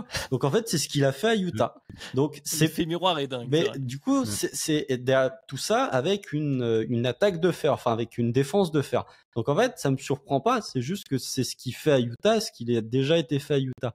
Ça montre pas qu'il est capable d'évoluer avec Darius Garland et Darius Mobley, n'importe quoi. Mais d'évoluer avec Darius Garland et Evan Mobley, mais si tu le mets dans le système qu'il a toujours connu, il est toujours capable d'être le joueur de ce niveau-là. Mais c'est pas une critique, hein. C'est juste que tu remets le même système que Utah, comme à Utah, ça a déroulé, quoi. Il est toujours un joueur de volume. Comme tu disais, Tom, c'est toujours un joueur de volume qui reste efficace malgré le volume. Il est capable de prendre ce costume-là, quoi. Eh ben écoutez, voilà pour Darius. Il nous reste un nom. On va retourner au chauvinisme, même si tu as dit que tu l'as pas fait par chauvinisme. C'est vraiment, sur ce stretch, le joueur que tu voulais souligner, Constant. Je t'en prie, fais-toi plaisir. C'est Jalen Williams. Alors je sais, vous, auditeurs de Dunk Hebdo, vous allez me dire, oui, Constant, t'as déjà eu ton épisode sur OKC il y a 2 semaines, t'as ton propre podcast sur le Thunder, tu nous ennuies, arrête de nous parler d'OKC. Je vais vous répondre, attendez de voir ce que je vais vous dire sur Jalen Williams. Puisque sur la période, Jalen Williams, si je vous dis Jalen Williams, il a plus de 19 points, plus de 5 passes. Vous me faites oui, bon, tu nous ennuies, il y a plein de joueurs qui sont capables de faire ça. Je vais vous répondre OK. Mais sur la période, il est à 57% au tir et il est à 53% à 3 points. Là, ça devient déjà un peu plus intéressant. Sur la période d'évaluation, Jalen Williams, si vous prenez l'effectif field goal pourcentage, donc le pourcentage au tir avec le tir à 3 points pondéré, en pull-up, il est premier de la ligue. Il est premier de la ligue. Ouais. Il est premier de la ligue. Cette saison, tout court, si vous prenez parmi les 50 joueurs qui ont pris le plus de pull-up, il est deuxième. Il n'y a que CJ McCollum qui fait mieux sur les tirs en pull-up.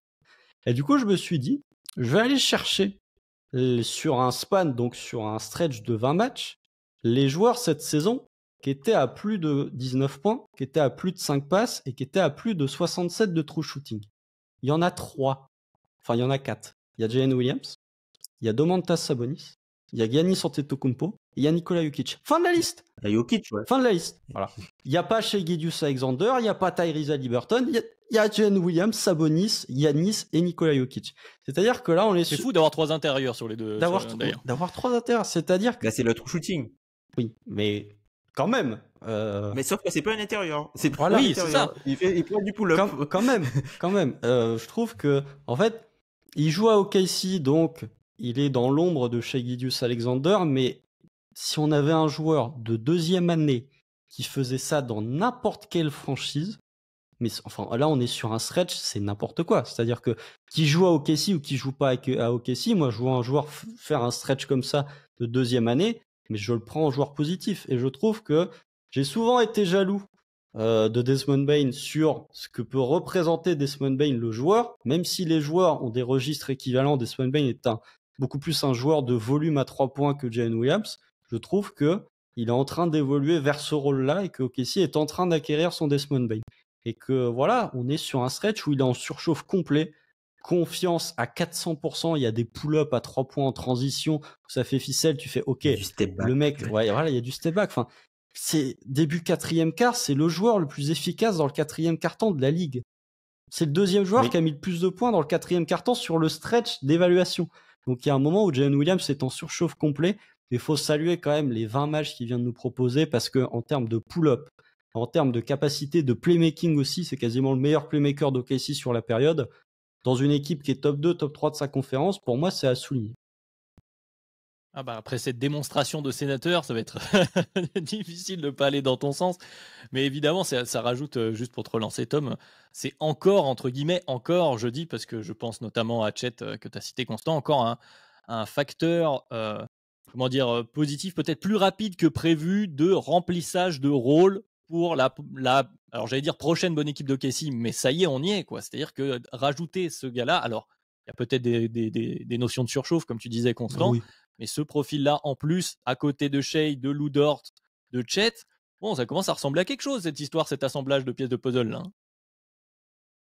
Ouais, clairement. Et puis, ce qui est marquant, c'est l'évolution à l'initiation. C'est-à-dire que Jalen Williams, non seulement il a progressé en termes de playmaker, mais il a aussi progressé en termes de scoreur. Et ça, c'est assez rare pour être souligné parce qu'il a augmenté son volume dans les deux endroits et c'est quelqu'un qui est beaucoup plus dangereux. Tu parlais de son agressivité dans les quatrièmes quart-temps, notamment les débuts de quatrième quart-temps qui sont sans chien, où il y a moins chien au début de quatrième quart-temps, où il est littéralement létal. Il a un très bon jeu à deux avec Chet Holmgren. Il arrive bien à utiliser la menace de Chet, du coup, pour soit avoir de l'espace, soit pour jouer des pick and pop. Moi, un truc qui me bluffe dans son évolution en tant que scoreur, c'est la vitesse avec laquelle il arrive à aller dans ses spots. Comment il attaque les moins bons. Il va directement sur le moins... Tu vois, il y a des gars qui font des systèmes, machin. Lui, il arrive balle en main. Il va directement sur le plus mauvais défenseur. Vous débrouillez comme vous voulez. Il va directement sur le plus mauvais défenseur et il attaque. Autre chose, c'est la vitesse du premier pas combinée à la force physique, notamment quand il fait son dribble dans le dos, où, comme il arrive avec de la vitesse, si t'as pas assez de puissance, bah en fait, il te pousse, il te bump littéralement, et lui arrive à finir après. Il a quand même une marge et une envergure qui lui permettent de finir. Et ça, c'est limite un move qui est assez inarrêtable avec lui. Et on parlait, tu vois, du scoring dans les quatrièmes quart-temps. Quand on compare, par exemple, son usage et ses possessions quart-temps par quart-temps, dans le premier, 17% d'usage, c'est le 5e au nombre de possessions qu'on prend au OKC. Ensuite, dans le deuxième quart-temps, 23% d'usage et premier au nombre de possessions. troisième 19% d'usage, quatrième au nombre de possessions. Et le quatrième carton, 29% d'usage, premier en termes de possession et le 72 de true shooting. Parmi les joueurs à 29% d'usage dans le quatrième carton, il y en a 20. Il est premier avec 72% de true shooting. 72% de true shooting, c'est une dinguerie. Il est juste devant Jaren Jackson. Moi, c'est quelque chose que je surveille parce qu'il y a Jaren dedans, mais il est juste devant Jaren Jackson et c'est incroyable. Pour vous donner une idée, sur sur le stretch qu'on a pris, parmi tous les joueurs qui ont 20% d'usage, sachant que lui il est à 29, il y a un seul gars qui est au-dessus des 72, c'est Jokic qui est à 74. Mais bon, Jokic, voilà. Ouais, quand t'es dans une discussion derrière Jokic, il y a pas de mal. Discussion avec Jokic, bon.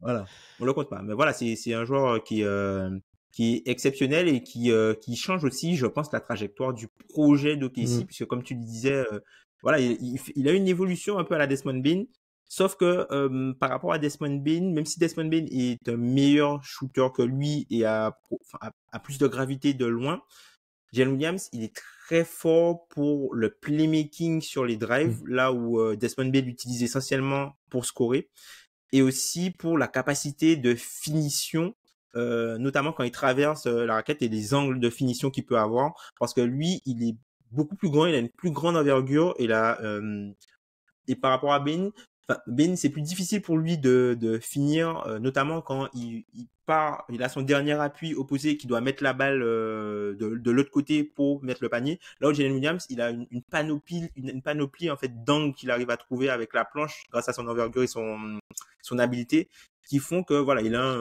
ça lui donne un potentiel supplémentaire parce qu'il peut faire beaucoup plus de dommages une fois qu'il est arrivé dans la raquette, une fois qu'il touche la raquette. Ça me semble bien comme portrait. Tu veux rajouter quelque chose, Constant ? Il est à 15 sur 21 sur les pull-ups à 3 points sur la période d'évaluation. Ça fait 71%.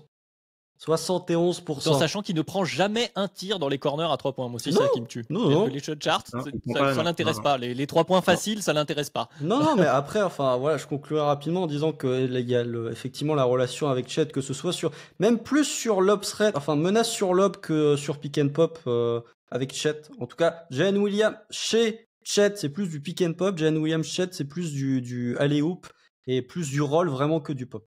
Il y a l'association avec Micic. Bon, si vous regardez pas OKC, vous comprendrez difficilement, mais en tout cas, dans les quatrièmes cartons, il y a souvent Micic à côté de Jalen Williams. Et je conclurai juste en disant que c'est comme l'a dit Tom, il peut modifier la trajectoire du Thunder parce que c'était un truc sur lequel moi je me bats avec potentiellement des gens qui regardent pas tous les matchs de KMC comme je peux le faire, où j'entends souvent il y avait des gens qui disaient il faut trader pour Siakam ou il faut trader pour Markkanen, et moi je dis non, avec l'évolution qu'est en train de prendre Jalen Williams, tu as potentiellement ta deuxième arme offensive, et en fait à partir du moment où tu as ces deux armes offensives, pour moi, il faut trouver le quatrième titulaire, le Aaron Gordon, le Derrick White, et ensuite un peu plus de profondeur, notamment à l'intérieur sur le banc. Et après, tu laisses rouler. Et je pense vraiment que Jalen Williams, alors c'est très bizarre de dire ça parce que tu as un joueur comme Shai Gilgeous-Alexander, mais je pense que Jalen Williams peut déterminer grandement le plafond du Thunder dans les années à venir. Ben voilà, belle conclusion. Tout roule pour l'instant, en tout cas pour le navire Thunder. Rendez-vous dans une vingtaine de matchs, peut-être pour en reparler, peut-être pour parler d'autres choses. On est arrivé au bout de. J'ai épuisé mon quota. De ce deuxième. Prochaine fois qu'on parle de KC, c'est dans les previews de playoffs. Ah bah évidemment, probablement. Ce serait quand même un accident de dingue que ce soit pas le cas. Je ne sais même pas si mathématiquement c'est possible. Ah si, c'est possible. Enfin bref. Oui, bah, si tu perds tous tes matchs, peut-être que. Mais bon. On va pas souhaiter de malheur, évidemment. Alors, on a déjà assez parlé sur ce deuxième 4 quarts. Effectivement, on est toujours en train de dépeindre Ben comme le dictateur, mais comme vous le voyez, hein, si on le dit à chaque fois, c'est aussi peut-être parce qu'on parle beaucoup à chaque fois. Mais c'était un peu le deuxième 4 quarts, c'est un peu la mi-saison. Il y avait pas mal de sujets qu'on avait envie d'aborder, surtout qu'on peut un peu plus tirer de conclusions au bout de 40 matchs qu'au bout de 20, on le répète souvent. Donc on en tirera sûrement d'autres sur le prochain stretch au bout d'une 60aine de matchs. En tout cas, merci à ceux qui nous ont écoutés en une ou plusieurs fois d'ailleurs pendant presque 1h45 maintenant. Merci à vous d'être toujours aussi nombreux à nous rejoindre. Vous êtes toujours les bienvenus, comme on dit, sur toutes les plateformes de podcast, sur Spotify, Podcast Addict, Apple Podcast, où vous voulez, sur YouTube, bien entendu, si vous voulez nous voir pendant 1h30 gesticuler derrière le micro. Merci de nous avoir écoutés. On se retrouve très vite pour un nouvel épisode. Merci à vous, merci Constant, merci Tom. Salut. Merci à toi, Adrien. Salut. Salut.